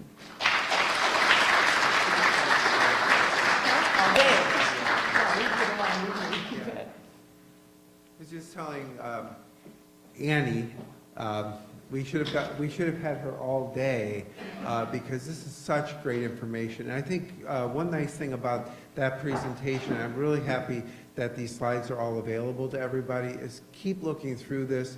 We're going to take a break, and then Shane is going to be up as our next speaker before we get to the panel. I cannot thank you enough for all the information you brought. I feel like I'm the bad guy because we have this timetable to keep on, so much information. But we're going to take a break. If we can be back in about 10 or 15 minutes, and then we're going to get Shane up here, and we're going to go from there. Thank you.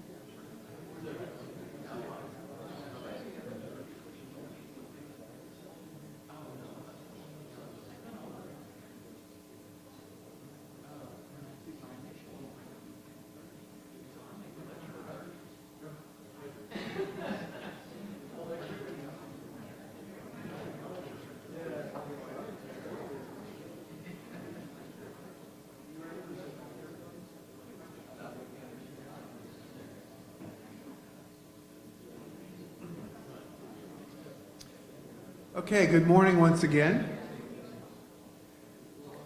Good morning to everybody. I think most people are back from the break. I want to introduce a very, very important person in the development of the medical school. Dr.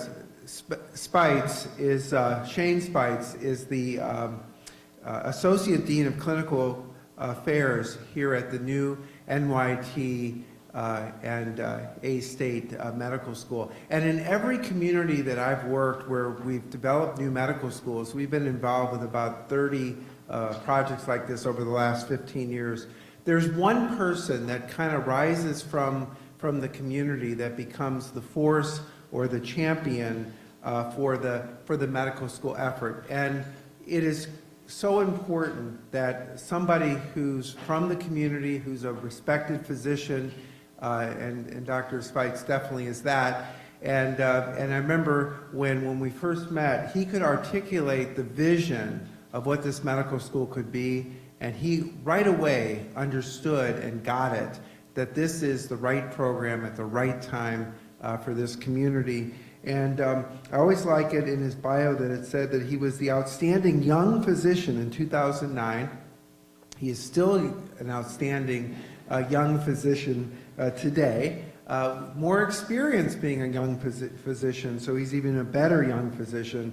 One thing also about Shane's involvement is that he knows this community and he's able to translate with his new colleagues at NYT that wonderful connection back to Jonesboro and to this region. So I give you the Associate Dean of Clinical Affairs for the new medical school, Dr. Spites. Thanks.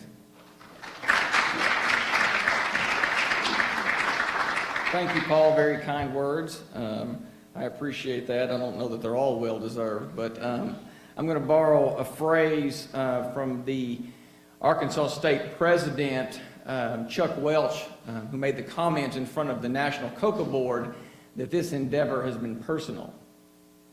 And that resonated immediately with me growing up in Arkansas, coming from a rural area, as you've been seeing the information of earlier this morning. It was easy to pick up on this and run with it with a great group like NYT and Arkansas State, and I've just been excited to be a part of this moving train.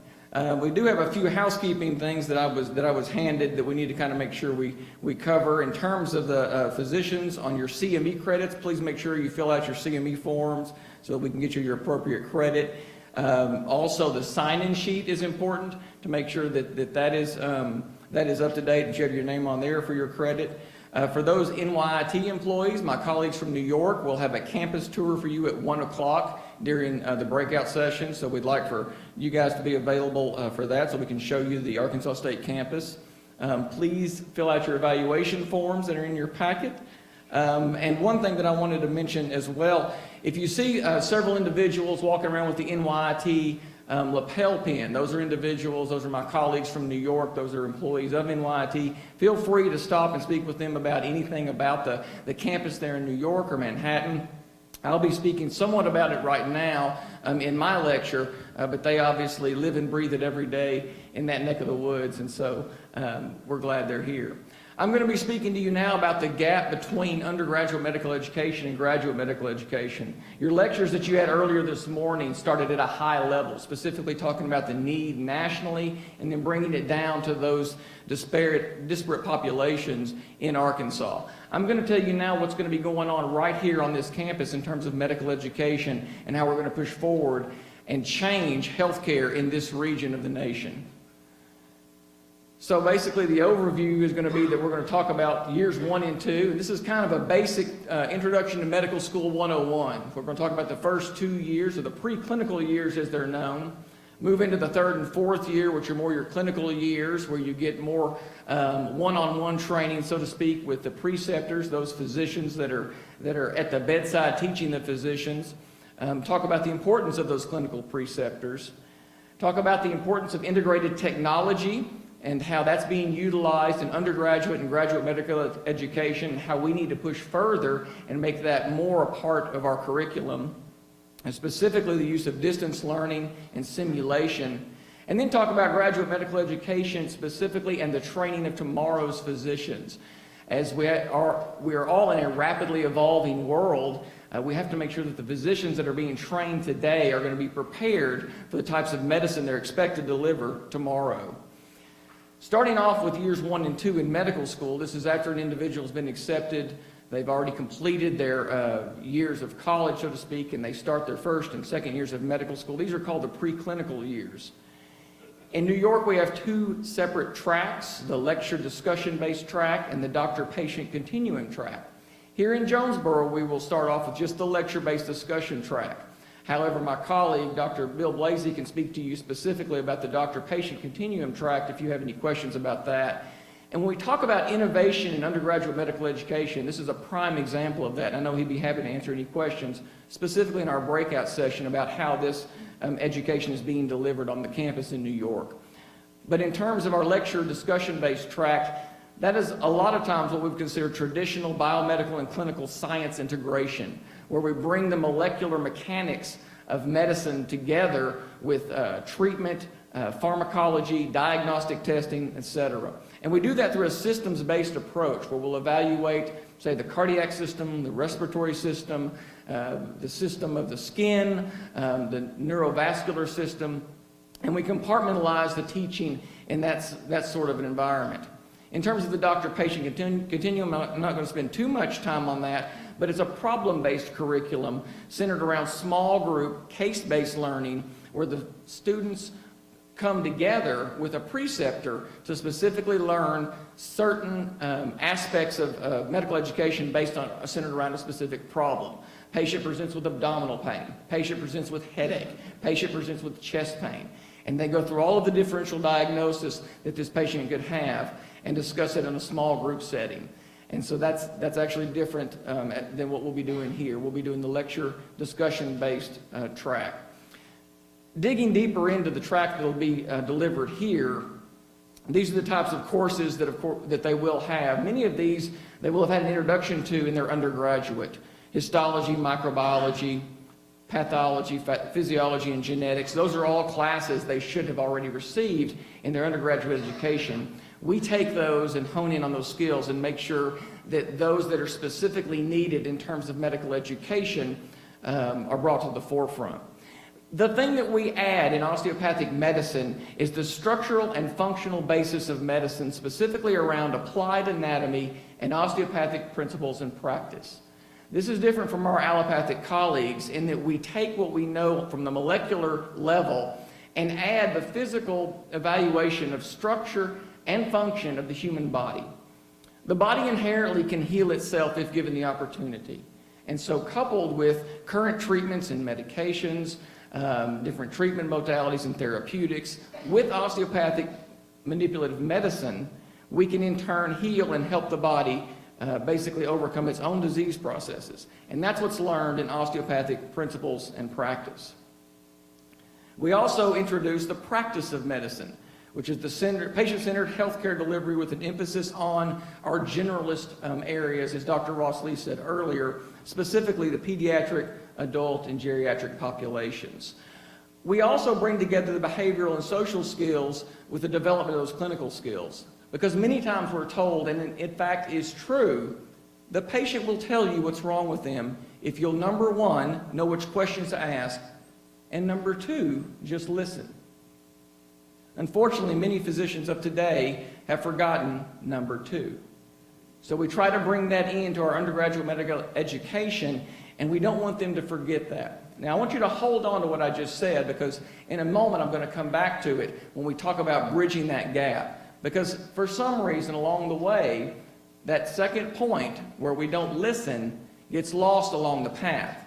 And by the time they graduate from their graduate medical education courses, sometimes that's not a honed skill that is desperately needed.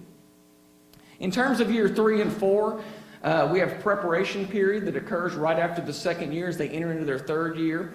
They take advanced cardiac life support. This is pretty standard across the nation in terms of medical education. They become certified by the American Heart Association. And we have 4 to 6 weeks of training in the introduction of clinical medicine and the core clinical competencies. And these courses basically fine-tune the skills that they learned in their first 2 years in terms of being able to relate to patients, the doctor-patient relationship, being able to take a history and physical, and a proper exam. Then they move into the core clinical clerkships. Specifically, as you see here on this slide, family medicine, internal medicine, psychiatry, pediatrics. These are the core medical specialties that they rotate through their 3rd year and into their 4th year. They do have discretion in terms of the 4th year of what other electives they might want to take, because as they finish these generalist type rotations, they start to devise an idea of what they themselves might want to enter into in terms of a specialty. Now, clinical preceptors, the importance of clinical preceptors cannot be underscored enough. They are vital to the education of our young physicians, specifically in the 3rd and 4th year and moving forward into graduate medical education. As you see in the picture in the bottom right, you have the physician teaching the young medical students. In turn, the young medical students are teaching the physician. Some of you in this room may recognize the individual there in the center, Dr. Ben Owens Jr. I specifically put his picture there because he is the epitome of academic medicine in terms of surrounded or based out of the community. He himself has actually had a class that was offered here at Arkansas State University where he took undergraduate students that were interested in medicine and taught them many of the things that we are now teaching in undergraduate medical education in terms of doctor-patient relationship, basic pathophysiology of disease. He constantly, if you see him in the hospital, has an entourage of PA students, nurse practitioner students, medical students, just a great educator. He is obviously excited about this new medical school and can't wait to basically have medical students on board, and I too share in that excitement. At the end of the day, when we talk about this culmination of education and the professional growth that occurs by the preceptor himself or herself, this is indeed a rising tide.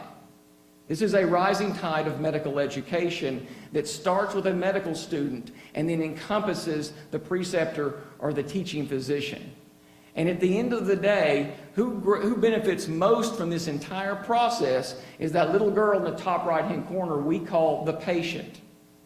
Because as we all continue to learn and share in that learning, at the end of the day, that's who really benefits from all of this. In terms of technology, this certainly cannot be ignored in this talk or really any other in terms of medical education.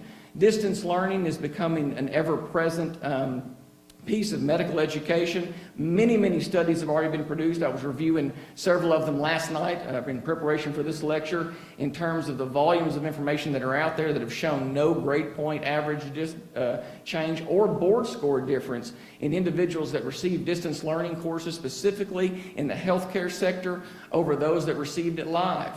Some of that kind of makes sense to me because I do remember sitting in medical school in a class of 200 students. It's not really the best environment to raise your hand during the middle of class. Normally those questions have to be answered after class, either approach the professor or you email them, or there are certain web-based scenarios that are set up and you can send in your questions there. Sometimes there's blogs, there's interactive basically questioning that goes on via the internet. And so it does not surprise me that the data absolutely supports that type of medium for education. Simulation is another area of medicine that is becoming basically now a part of every medical education curriculum. We have found the studies do show that simulation training early in undergraduate medical education does actually relate to the medical students' outcomes in terms of graduate medical education, their ability to interact with patients, their ability to prescribe diagnosis and therapeutic interventions early. And the simulation mannequins, if you haven't seen any of these recently or not aware of these, this is a lot different than the baby doll that my daughter carried around when she was 3 years old that just said mama. Eyes will open and close, the pupils will dilate and constrict. Many of them will have profuse bleeding from an extremity. They will moan. Many of them you can actually take outside. They can be out in the wilderness, or even some of them are waterproof. You can put chest tubes in, central lines. You can do small operative procedures. Of course, these simulators are not cheap, but they do provide for the needed educational foundation that many of these students are seeking. And there are other emerging technologies, too, that I'm going to mention later on in the discussion. This slide here, I think, brings about an important point that we as educators must address under the current scrutiny of undergraduate medical education and how our physicians are being trained. In the bottom left-hand corner, you'll see the 1857, does anybody recognize what that is? 1857 is when this was created. This was the first telephone by Alexander Graham Bell. And to the right of that is a Nokia phone that you can buy at Walmart for about $10. Obviously non-tethered, it can be used pretty much anywhere in the nation. And then moving to the right, you see the father of modern medicine, Dr. William Osler, teaching medical students at the bedside. And to the left, that picture could have been taken yesterday. We need to move forward in our undergraduate medical education and embrace the technologies that are there and think outside the box in terms of innovation on how we can better prepare our medical students to be the physicians of tomorrow. In terms of student perception on medical education, that seems to kind of hold true based on that last slide as well. This data came from the AAMC questionnaire from graduates of medical schools, and this is the 2014 data. You'll see that in 2013, in terms of agree and strongly agree, that's about 68%, 70% or so agree in terms of their final year, their fourth year of medical school, that it was important for enhancing their clinical education. Likewise, across the pond in the UK, F1 doctors, which are also first-year residents in the UK, would echo that sentiment, and about only 70% agree or strongly agree that they were adequately prepared for their residency. Now that may sound good, but I pulled data in other professional areas. Well, let's say this. 90% of recent graduate plumbers feel like they were adequately prepared for the jobs they were about to perform. And so if 90% of our plumbers out there feel adequately prepared based on their education, and this is what we're looking at in terms of our future physicians, I would say we have work to do. And really where we start is with the continuum of medical education. You've heard that thread started already earlier this morning with our two previous lectures, and I'm now going to pick up on that and move further with it. I'm not trying to bash by any means the physician of yesterday. I learned much from those physicians, and they still continue to teach me almost on a daily basis. In fact, one of those physicians had a great story he shared with me, wherein when he was in his fourth year of medical school, of course he'd already passed his board exams there, he basically went and took over practice for an individual who was on vacation for a week that was in private practice. That would not be allowed anywhere in the nation today. Now, I think very highly of that physician, very well respected, great clinician, great hospital and clinical skills. And so we're missing something there. We're missing a little something there in terms of undergraduate medical education and the move to graduate medical education, where years ago these individuals were able to perform 4 years of medical school, 1 year postgraduate, and then go out and practice medicine, and many of them very good medicine. I would say that the technology has probably outpaced many of those physicians, and it's been harder and harder for them to keep up. And I'm not even going to go off on the demands in terms of being able to see patients in a timely manner and the EMR requirements that have already been mentioned.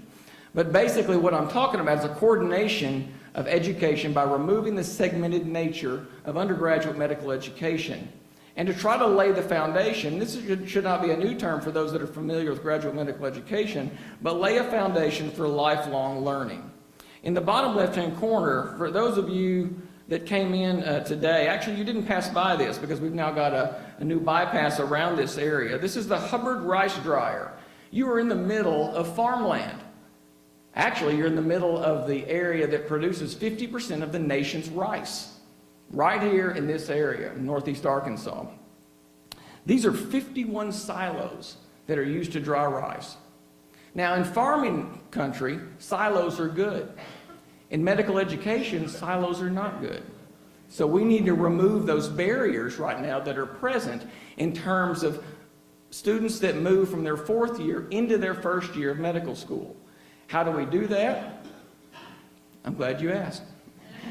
We're going to start with early adoption of clinical skills in the undergraduate medical education. Basically, the sooner they come in and start with their clinical skills, the better that they are prepared for graduate medical education. Early introduction of behavioral and psychosocial education in their undergraduate medical education is key, because unfortunately, many physicians today don't listen. And we need to work with our students to let them understand, and our graduates and our attending physicians, to reinforce to them how important those two pieces are. The continuum of education from UME to GME, physicians that teach in undergraduate medical education should be teaching in graduate medical education. Physicians that teach in graduate medical education should be teaching in undergraduate medical education. It should be a continuum.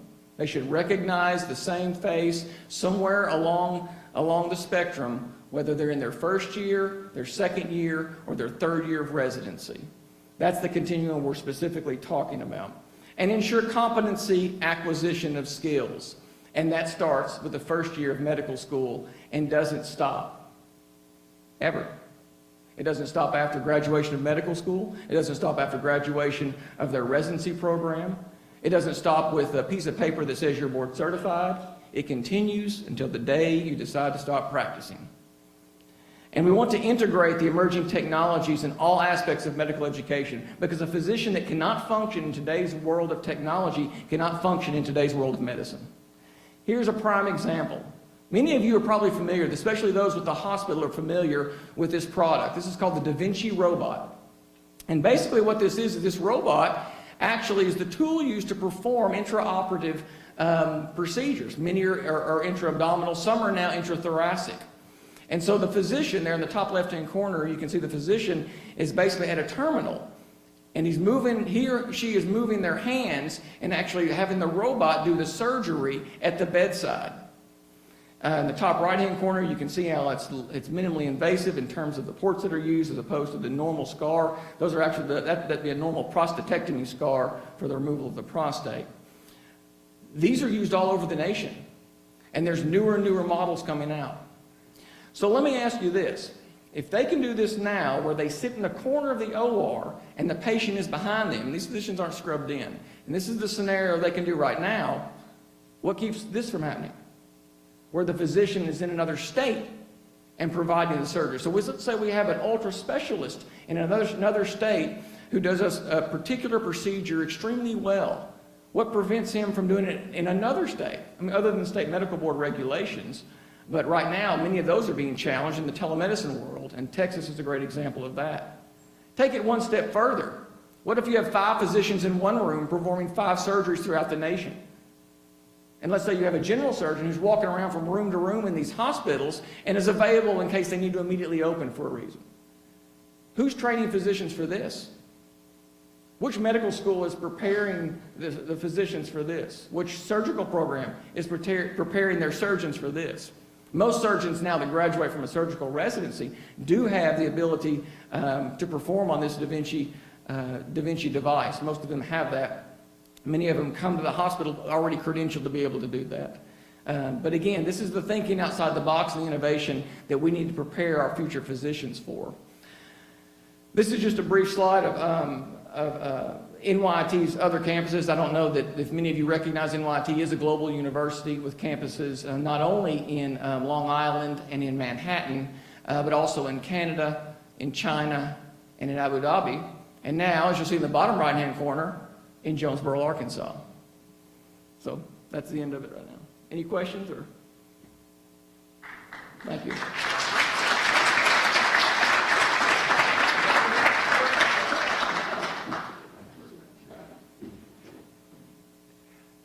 That was perfectly done, and you can see why everybody here is so excited to have Shane as part of this new medical school. And I want to invite the 4 members of the panel forward to have seats up here. We have 4 panelists, and also for others who spoke this morning. If they want to be available for questions, we can do that at the same time. We thought just one kind of discussion. So I see Keith is coming up. So So everybody just have a seat. And they're going to change the lighting so we can see the panelists, so they're not in the dark. It's like that old game show, To Tell the Truth, where people would sit behind a table and then they'd be asked questions, and then we'd have to decide which one was the real Dr. Blasey or the real Dr. Dane, Dr. Deal. Yes, you're right, that was. Or Dr. Dixon. Sure, if you could do that, that'd be great. Yes, Those are additional speakers? yes, great. Jason.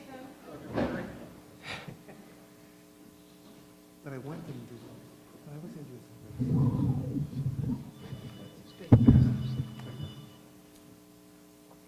Great. Come on. Yeah.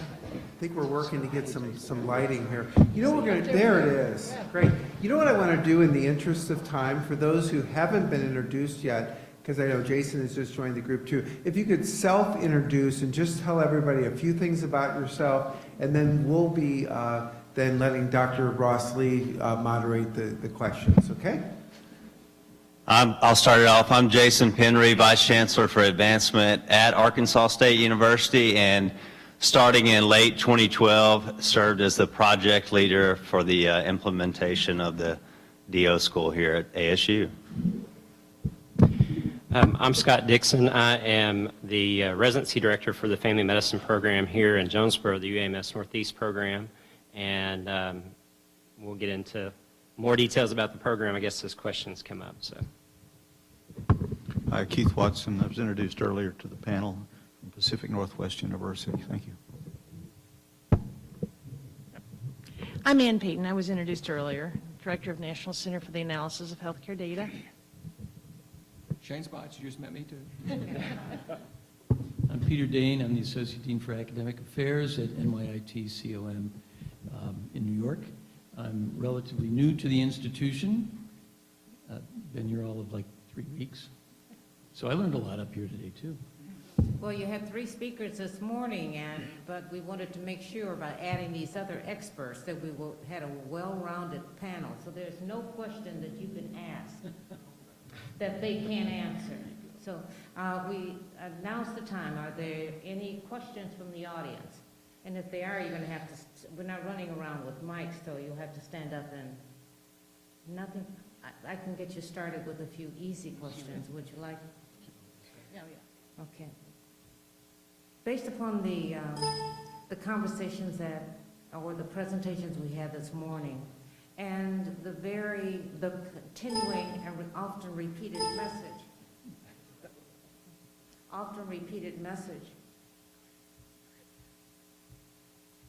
Okay, thank you. The often repeated message that things are changing, and that education will also need to change in order to accommodate the needs that we have, as well as the advances in healthcare and education. So having said that, I wonder if any of you would like to jump in and ask what will be the role of accreditation in facilitating this change that is occurring and will continue to need to occur. Who wants to jump in? Well, I'll jump in. I don't know that there's an answer to that question, except that accreditors are probably the least nimble of any body that we have to deal with. We think the federal government is difficult, but accreditors are really recalcitrant about making big changes. You know, I think each of us, I believe in accreditation, and it really does allow us to rise to higher standards, and there are thresholds of accreditation that we all have to respect. Occasionally, we'll find accreditors that are so rigid they can't change with the changing tide and the needs of the schools and the public who attend those schools. In the case of medical education, I think both LCME and COCA are striving to be responsive, but I think we'll see some reluctance to move as fast as we need to move to competency-based education. Part of that is the very discussion that we're hearing now in Congress and the difficulty that even the USDE and the House and the Senate are having over higher education act reauthorization. There's a big fight now between the 6 regional accreditors, and what does it really mean, and is it really in fact doing us a service? And so all of that's going to get wrapped up into the accreditation question. And as medical schools, it's going to keep us from being as creative or move as fast as we otherwise would like to move. So that's a long answer. Ann, would you like to jump into that as whether or not data and different kinds of data sets and correlations will be necessary to move accreditation? Well, I think that using baselines of information is really important, but I also think it's very important to look at what are trends have been going on in areas, and the accreditors may not necessarily use that type of information to understand how what they're requiring will actually make an impact upon the patients and the outcomes of the patients. Is it really making a difference? And are what they're requiring are they being a part of the measurements that school is taking in order to show that what they're doing makes a difference? I mean, there's very few incidences that I've ever seen in the accreditation process that they have that correlation. Do they look down the line to say, what difference are you actually making?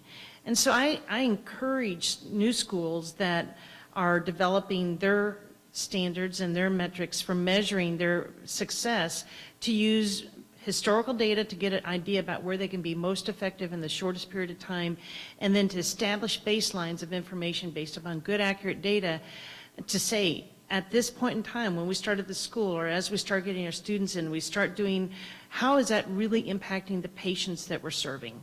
And to create a new method, a new methodology that sets a standard for measuring whether accreditation is really meeting the needs of the patients. And I encourage you all to do that. It would be a real novel thing to have a brand new school to have as a baseline of health outcomes of the patients that they're serving, and to use that along the path as you build your school and create your clinical rotation sites and looking at that correlation. It's not been done. It's very difficult to do, but finding partners that will allow you to do that, I think would be a very innovative way to do it, and I think it would show the accreditors that there is a better way of making this correlation rather than it just being very standard. Anybody else want to weigh in? I'll just add one other thing, and I think what Ann's bringing up is a point that we often stumble across. There are inputs, outputs, and outcomes. And often, as we start to measure something, we try to measure something and put a measure to it that's not under the control of the institution or the program that's charged with carrying it out. And I see that happen over and over and over again in accreditation visits and in the assessment of curricula and the things we're talking about. So I think a broad-based understanding of what assessments really mean and what are the outcomes we're looking for against our missions is something that each of us needs to be acutely aware of. We need a lot of education about that because it's not widely understood, at least in the circles I travel in. Peter? Yeah, just to underscore what Keith mentioned originally, I agree that the accreditation agencies are by nature very conservative. That's part of their job. They need to make sure that standards are met. They're protecting the public in their ability to ensure that the quality of education is meeting certain standards. They are not, by nature, designed to be innovative. Now, having said that, in their defense, they do respond, but they need innovators to keep at them. I go back to when Dr. Russ Lee and Dr. Watson and I were at Ohio. You remember back in the 90s when we were trying to do some things, we had to go to the accreditation body, COCA, and say, this is how we're changing our curriculum. We're getting rid of this type of structure, and we're having more small groups, and there's a lot more independent learning and less lecture time. And to a lot of those people, that was very different than what they had experienced in 1950 and 1960. And so we presented them with what we were going to be doing, and we got enough support to be able to do that. Then we gave them the data that Ann was mentioning. And now, I'm pleased to say, 20 years later, the standards have changed enough to say Yes, how many lecture hours do you have, but also how many problem-based sections do you have, and how many small groups do you have, and how many, so they have come along, but they had to have people like, places like Ohio, and they did it in Texas and New Jersey and Kansas City, and a lot of other osteopathic schools started coming at them saying, but we're doing this, and we're doing this, and we're doing this. So I don't think we should shy away from the fact that, oh, accreditation might not accept this. They will, but we just got to keep after them.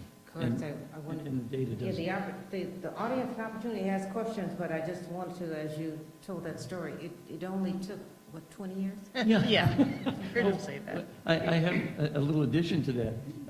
When I talk about medical education, I bring up the fact that the present structure of medical education was begun by Abraham Flexner in 1910. Yes. He said it should be 2 years of undergraduate work in the basic sciences and then 2 years of clinical work, 4 years of medical school. It was 100 years ago. 100 years ago. And we're still doing 4-year medical schools. It might be time to look at, maybe it's time to change. So the Just a radical Blue idea. Ribbon Commission, as it were. Questions from there? But we've thrown a lot of stuff at you this morning. Oh, Marty? You got to stand up and speak loud, because I'm the only one with the microphone right now.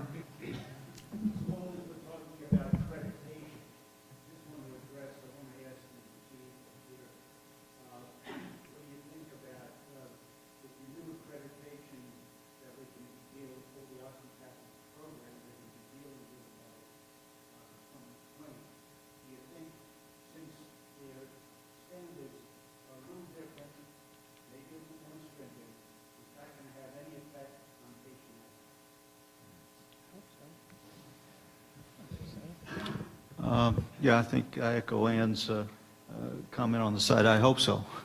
I think it will have. Yes or no question, right? Yes? Yeah, No. yeah, yes. The issue around the new accreditation system is one that I've embraced. And for those who didn't go through this piece of history, but one of my roles at the Ohio school was to oversee the core system, which had, at the time I left, there were 26 hospitals and 101 residency programs that we monitor the accreditation status.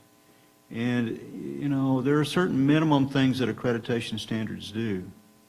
And I think almost all of those programs will have no trouble passing a stiffer piece of accreditation standards than what we were called upon to do in the past.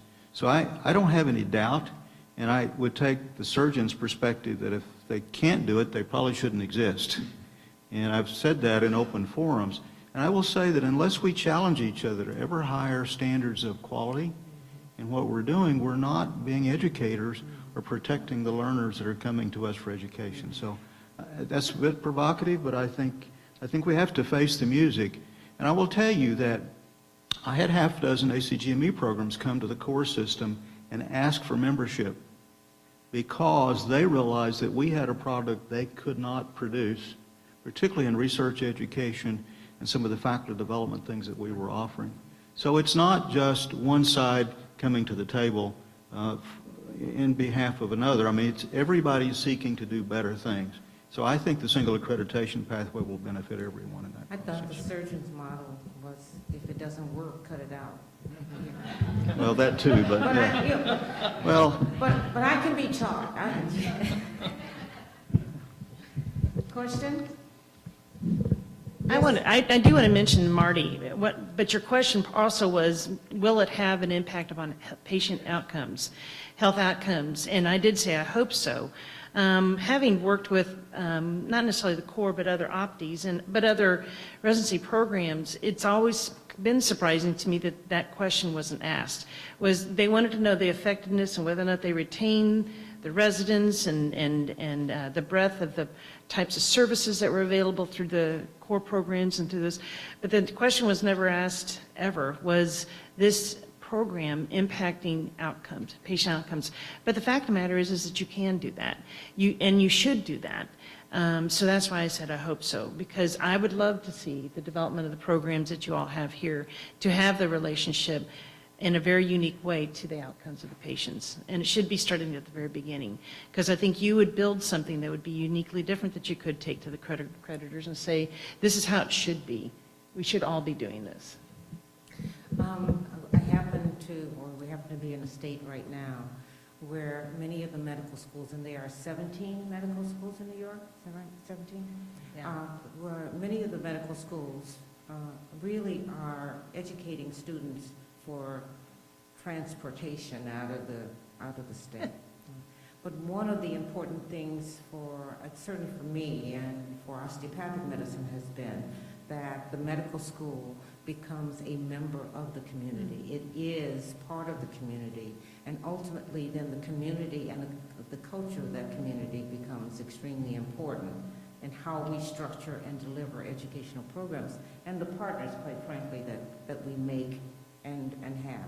Having said that, I thought, Jason, I would give you a chance to maybe give some community perspective background on how A-State got involved. And Sure, absolutely. What I'll say is, from a standpoint of the university, everybody's very excited. So start maybe with the university and work out. Everyone's very excited to have NYIT on campus.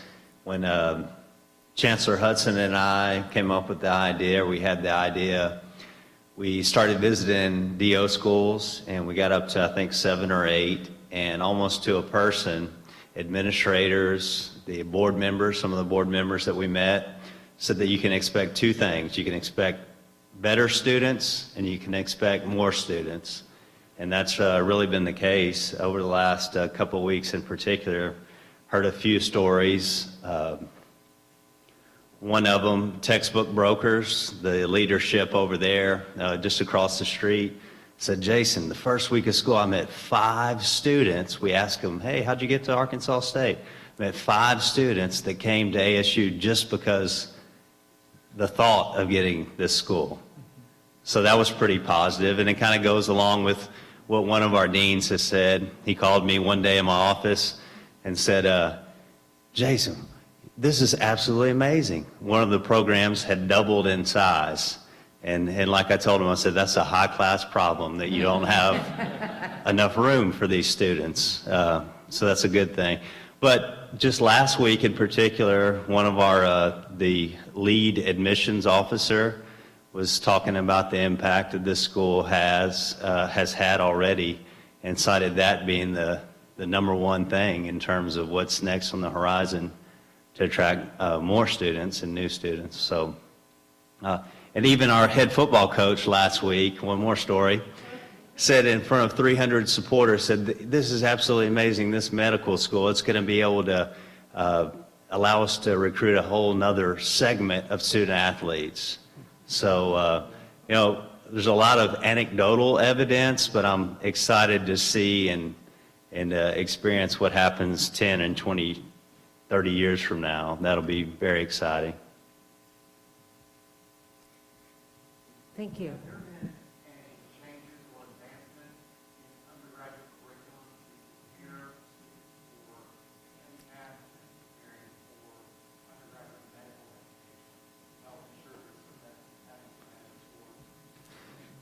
I'll start with it, and I'll turn it over to Dr. Spites and Dr. Ross Lee, but I do know that we will have undergraduate pipeline programs after we're officially approved. But I know that it's been a collaboration. I see Dr. Hanrahan in the room, and a few, probably 10, 15 professors have been working closely with Dr. Spites and Dr. Ross Lee. Well, you know, we talk about the continuum of medical education, but there is really a pipeline to get to that point. And one of the programs that we will be launching very shortly is a BSDO program, whereby we establish a curriculum so that the undergraduate pre-med students or science students can get the requirements, the course requirements they need, get preparation for the MCAT exam, and are able, quite frankly, to get admitted to the medical school a year before they graduate. In fact, we're talking about they would be admitted to the medical school at the end of their 3rd year of undergraduate work.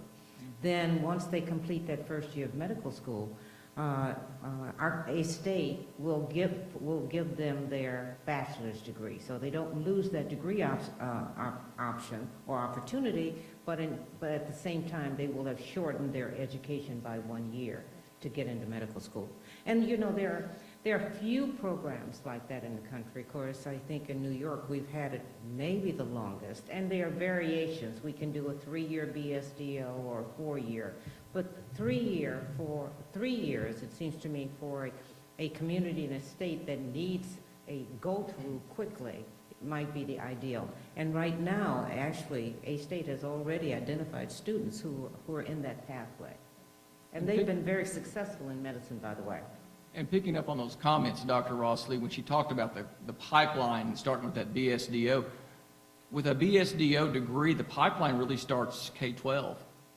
Your pipeline starts now, and you move it up throughout the state and throughout the region, talking to high schools and junior high students about the possibilities of this is where you can be. So you start cultivating those young learners at an earlier age, and so the pipeline goes down that far. So I think that's important as well, too, specifically for a state like Arkansas. And we're running many, or will be running many medical schools for high school students in the summer, you know, just to give them some idea. Quite frankly, we usually throw students into an educational situation, and they don't know where the bar is. So we're starting to try and familiarize them with where the bar is for education. Yes, sir. I was just going to make a comment about Dr. Spott's talking about the pipeline beginning way earlier. We have an outreach department, excuse me, as part of our residency program, 2 full-time outreach coordinators who are very active, and they go to many of the junior high and high schools in Northeast Arkansas. And we've seen some of those folks that we have reached out to in those years that have gone through the entire pipeline and wound up at our residency program, and then go back to those areas to practice. So our statistics for our program we are very proud of it. 85% of our graduates stay within the state, and mid-upper 60% range stay within Northeast Arkansas. So, And I think that's a phenomenal number. And as a graduate of that program, I think it's a great program. But those numbers that Dr. Dixon's talking about, those are phenomenal for a residency that's now producing 8 family medicine graduates a year. So can you imagine us moving that forward and now exponentially talking about, you know, not just 8, but 18 or 28 or 48. And so now we're really feeling that, as you saw earlier in the slideshow on the disparate populations and the areas of need for physicians throughout the region, throughout the state. Now you're truly starting to impact that need with real numbers. And so, yeah, kudos to what's going on right now with the AHIC program, for sure. For those of you that didn't see the article in the Washington Post on Sunday, University of Alabama had a large contingent of folks who were recruited out of high school for exactly this kind of program. Mm-hmm. So it's catching on along a number of other pieces. The other thing that I will mention is that if we're really to serve underprivileged and underrepresented individuals, we have to have pipeline programs that support them not only from junior high and high school through. Barbara was instrumental in getting some HRSA programs together in Ohio, known as HCOP and Centers of Excellence, and they were quite successful. We moved those matriculant numbers up to as high as 28% minorities within that medical school class. That story really begins in junior high. The art of the possible, which I mentioned earlier, really pulled that forward. I'm struggling to pull those same programs together in the Pacific Northwest among Native Americans and Latinos, and we hope to be successful getting those established as well. But all of those things have to happen if we're going to really dig into and solve the issues around underserved populations. Absolutely, for the purpose of the health status of the people you serve. Other questions?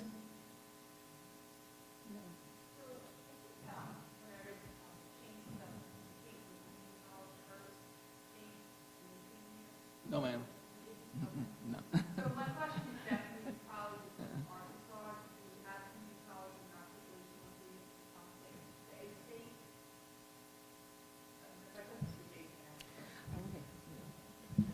Yes, we do have agreements, and in fact, in the Arkansas State University system, I don't want to say the number wrong, it's 5 or 6 community colleges, 2-year schools that are in our actual system, and then there's a number of others. In terms of articulation agreements with the med school, I'm not sure if we have any of those formalized yet. I know there's been But we're discussion. talking, yes. Yeah. Yes.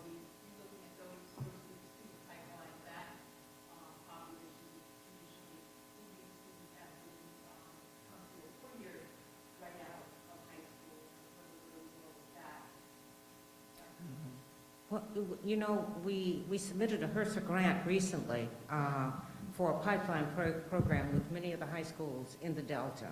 And, of course, we didn't get funded on that, but, there's always next year. Other questions? Oh, We got one Marty? way back there. Oh, I'm sorry.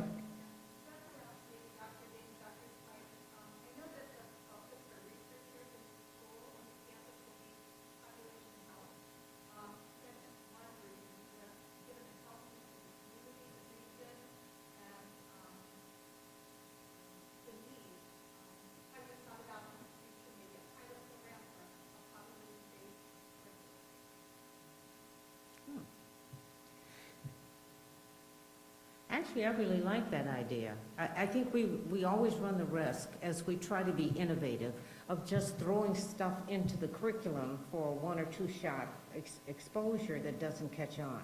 But I really like that. I mean, there are things that we have to figure out how to integrate in an effective manner as we look toward the future, Population-based, I think, absolutely positively, and it can be defined broadly. But we also have telemedicine that's very much going to be a part of the future delivery and is very appropriate for medically underserved areas. So yeah, that's a really good idea, and I assume you're volunteering to help us to structure. Am I correct? Yes. There we go. She's asked you questions before. Yes. Yeah, if you ask a question, you might get a yes if you do it, right? Somebody was down here. Oh, Marty. Mm-hmm. I just wanted to make a suggestion that you might follow up on as far as the pipeline. You might want to go back to start with the elementary school. When you started the school in Harlem, what we had the first year medical students take their phone boxes on Halloween to the elementary school and work with the kids rather than with the skeletons. I don't know if it's continuing, but I hope it is. That would really give the neighbor community What we have found, at least in New York, is, we have 115 medical students who, quite frankly, want to be and are committed to communities and community service, even as they go through medical school. And they want that experience and exposure with people. And I think Linda can tell you that our students, those are the kinds of activities that medical students get involved in. They become mentors to pipeline students along the way. And ultimately, it builds the kinds of relationships and connections with the community that you really want your students to have, which is another reason why they stay. So there are really several ways to do that, But getting back to the some of the schools, I think Bruce Dubin's, Colorado, the school, yes, had joint degrees. All of their graduates graduated with an MPH, which was a way for them to get to the population base. I have a real reaction to trying to solve an issue by adding more education onto it. That ultimately we ought to be able to utilize the time that we have to facilitate the education that we need to accomplish. Having said that, medical students are the brightest group, as a group, nationally, of students of any professional discipline in the country. It's almost like you can't fail, you just have to be doing the right thing. And that's what our challenge is to do the right thing. Is there a question back there? I'm going to say something that may be a bit provocative to this audience. I hope not. I see the value of having pipeline programs, but I'm warned that those are for specific, exceptional students. I think that there's value in having a 4-year undergraduate degree and to be broadly and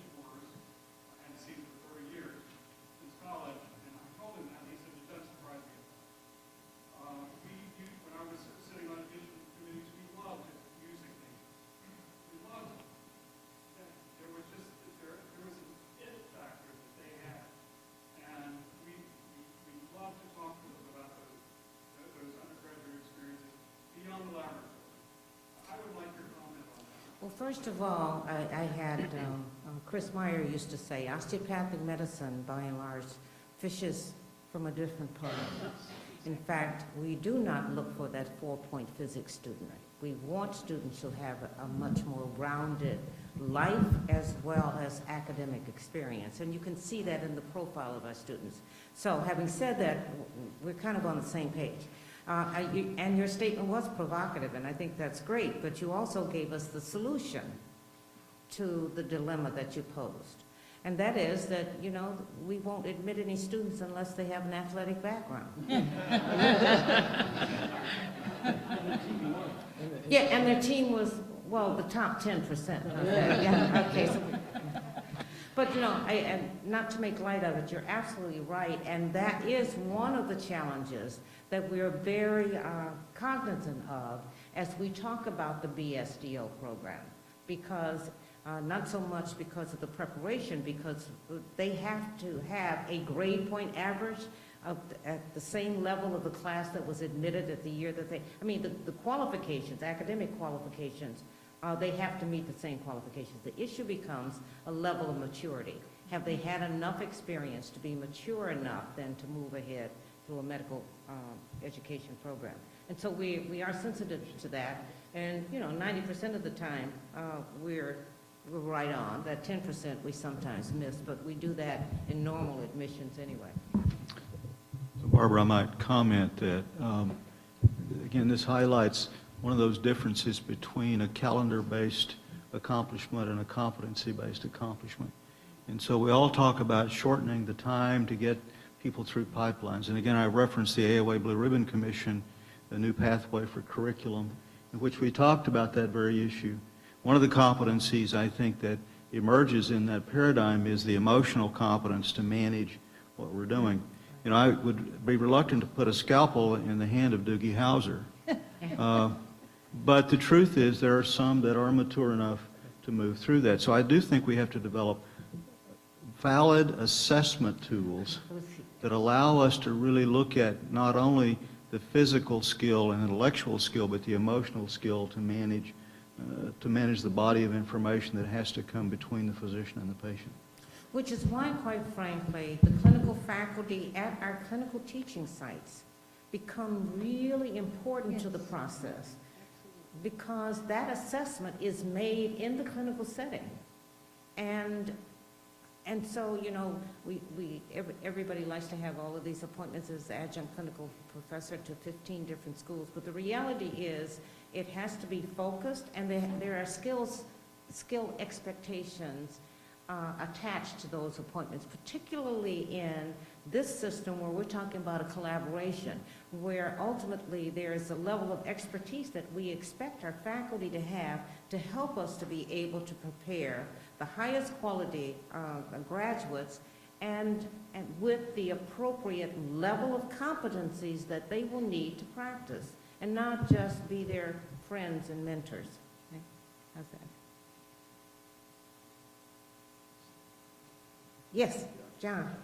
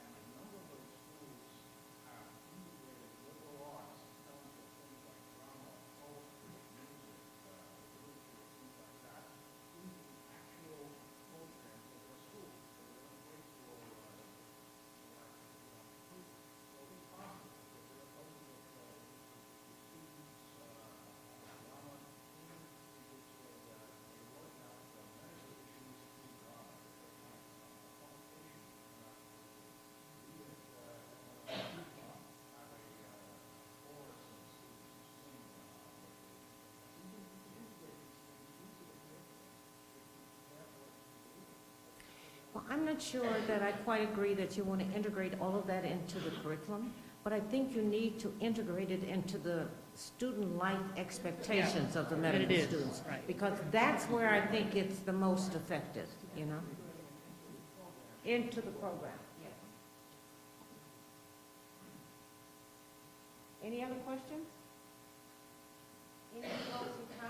One right here.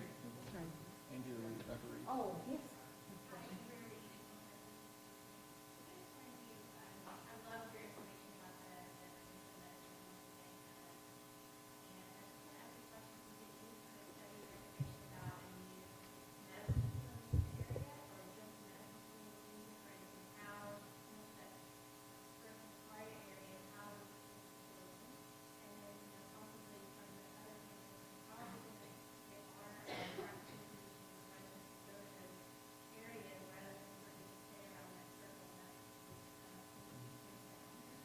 Well, yeah, we have. We've looked at multiple things. I was telling Dr. Ross Lee beforehand, we've worked with multiple schools when they're in the phase of being developed to provide them with some of the population information about what's going on, about the population, the health outcomes, also as well as what the workforce is in that area. Well, we also look at what is the economy of the service area. I think that's an important thing too, is to look at how, what will occur once that medical school comes into that area to the economy. And we work with the National Center for Rural Health Works, and they have done 5 or 6, they've created a model and a methodology. You can look at the economic impact that will occur as you build a medical school and what occurs afterwards when you bring in those medical students. So we do look at the area, and we also do long-term studies. We have several schools that have been around for quite some time, and they have us go back and look at whether or not the graduates have stayed and what's occurred to the patient outcomes in that area. We looked at the Appalachian region, one of the areas where we have quite a few new osteopathic medical school, not new, but osteopathic medical schools, and we're seeing significant changes to health outcomes of the patients. Maybe with some relatively bland information, but at least it's what's there, and we can actually show that correlation. So I think that there's a lot of opportunity for you all to look at assessing currently what's going on and over time, and I would encourage you all to incorporate the economic component to it because it is very significant. And I'm sure she's not surprised. She's built several schools, but it is a significant contribution to those communities. Everything from just the location of the new school, but your clinical training sites, how much potential revenue goes into those areas when you build a clinical training site. Okay, can I maybe, were you going to speak, Shane? I can. And Dr. Reed, I'll pick up on that. And actually, I think part of your question was in terms of how do you help diffuse that type of education out into the communities that need it most. And for those that employ physicians or hospitals that are seeking to employ physicians, especially small ones, they know all too well how difficult it is to recruit physicians to small areas. And it is. Once a physician has graduated from residency and now, they're out looking at different offers, it's hard to get physicians to small rural areas of need. It's not hard to get medical students and residents to those areas because you build it into the curriculum, because it's a part of the system and it's a part of the continuum where they go there. And we know there's data that already exists, and I can provide that if you'd like it, that if we get medical students to these rural areas, they have a higher percentage of returning to those areas postgraduate years after they're done with their training. And so if you can incorporate the undergraduate and graduate medical education training into those rural areas, then the likelihood of getting some of those back to those areas is very high. Especially if you recruited from this area. Absolutely. I mean, if you recruit from those areas, they're more likely to come back. You were going to say something else, Dr. Leslie? No. Okay. Other, last question? I think that's it. Can I ask each of you maybe a closing statement? Starting with Peter. Oh, good. Great. See, advancement people are not at a loss for words. So. Closing statement. Well, I think, as I mentioned, I'm relatively new to this institution and this collaboration, but it's very exciting to me. I think the whole initiative is poised to succeed incredibly well. Not only the people involved, which is probably 90% of it, there's some very dedicated people to this ideal, but it's the right time for things to be happening. Just about every school, every medical school in the country is changing somehow If you go to any website of a medical school, many of them, you'll find a web page that says under construction, because they're changing the curriculum, changing the admissions requirements, et cetera, et cetera. And the use of technology that Shane alluded to has changed the world. And one of the caveats I try to mention when we talk about curriculum changes, what I call the 5-year dust-off rule. If you're doing anything in medical education that you did 5 years ago, there's a good possibility it's wrong. It's a good possibility you certainly need to dust it off. You need to pull it out, figure out, look at it again to see if it's doing it. And some people have suggested you should change it to the 3-year dust-off rule. If you're doing something the same way you did it 3 years ago, there's probably a way you can change it to improve it because of all the changes that are made. And the entire point, even the last issue that we were talking about, in terms of helping people or motivating people to go to areas that are underserved. I spent some time in the National Health Service Corps many years ago, a doctor shortage area. I did not stay in the area to which I was assigned and where I put in a couple of years' work, largely because I felt so isolated. Well, now, 35 years later, we have situations, we have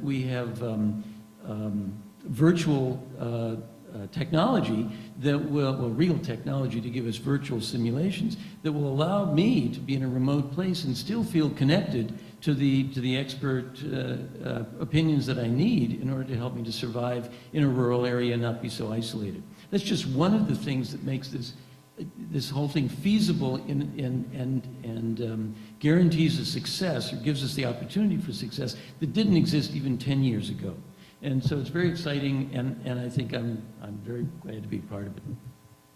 You've heard the term exciting used several times, and I mentioned this as I started my talk, that I'm from a rural area in southern Arkansas. One of my hats that I wore many, many years ago was as a paramedic, and it was not uncommon to have to drive 30, 45 minutes to a patient's home that's away from the hospital. We were based out of a rural hospital. Transport times 30, 45 minutes to the closest hospital, the closest physician. And so for me, I just truly feel blessed to be a part of an endeavor that's going to directly impact those patients that I grew up knowing as friends and as family members that still live in those areas now and still desperately need this type of care that's being discussed and it's being created right here at Arkansas State University. So I'm excited about that.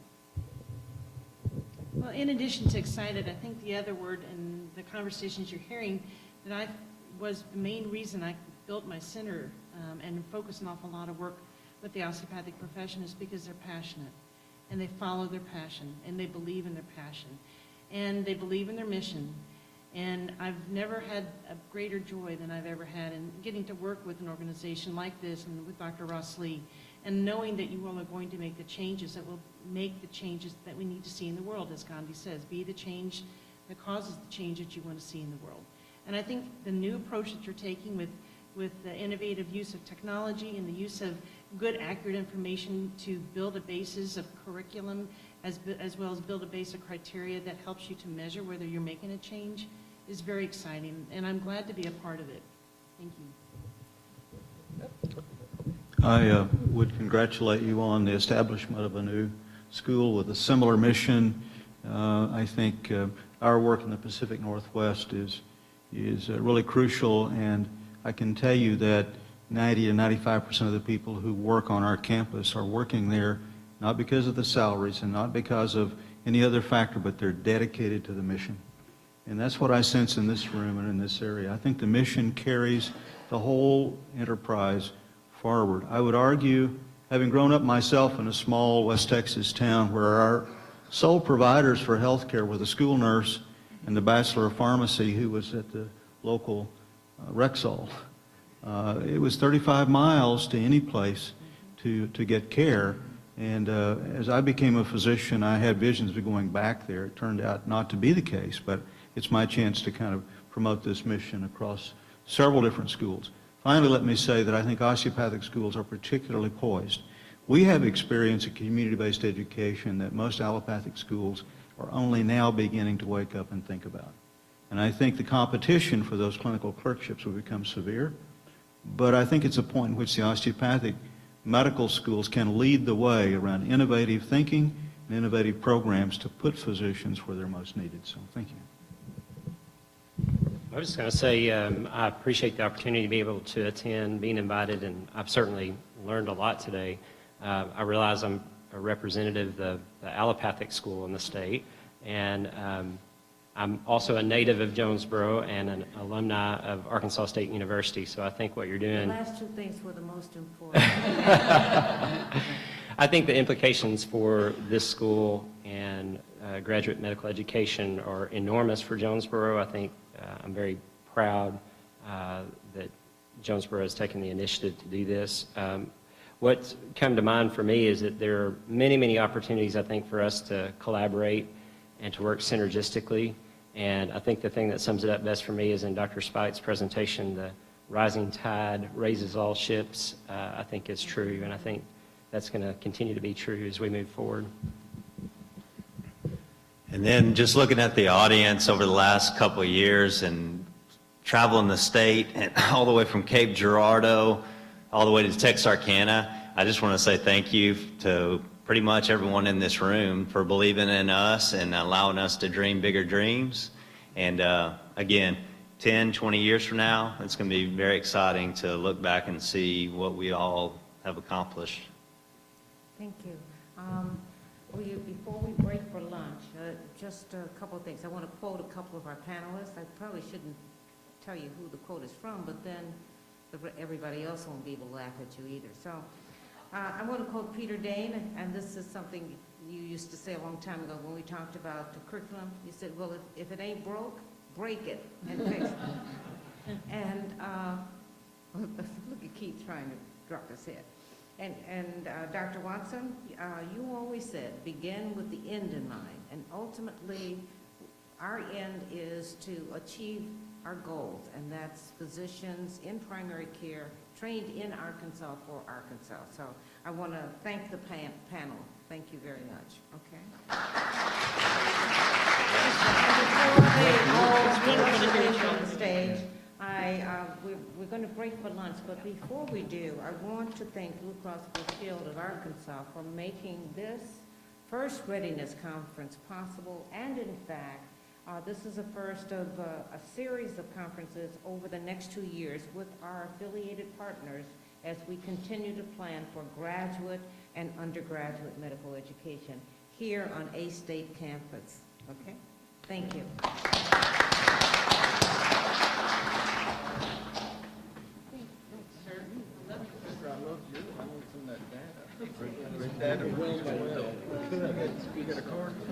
You know, I don't Barbara keep producing. Yeah. You mentioned, there was some studies you mentioned during the lecture.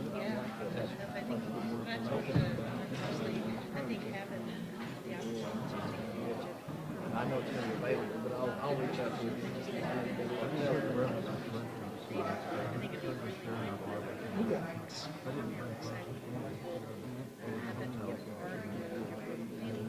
As well as your education.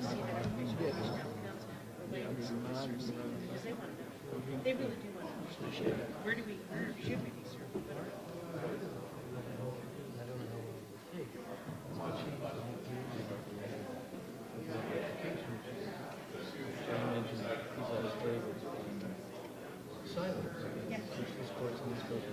Somebody comes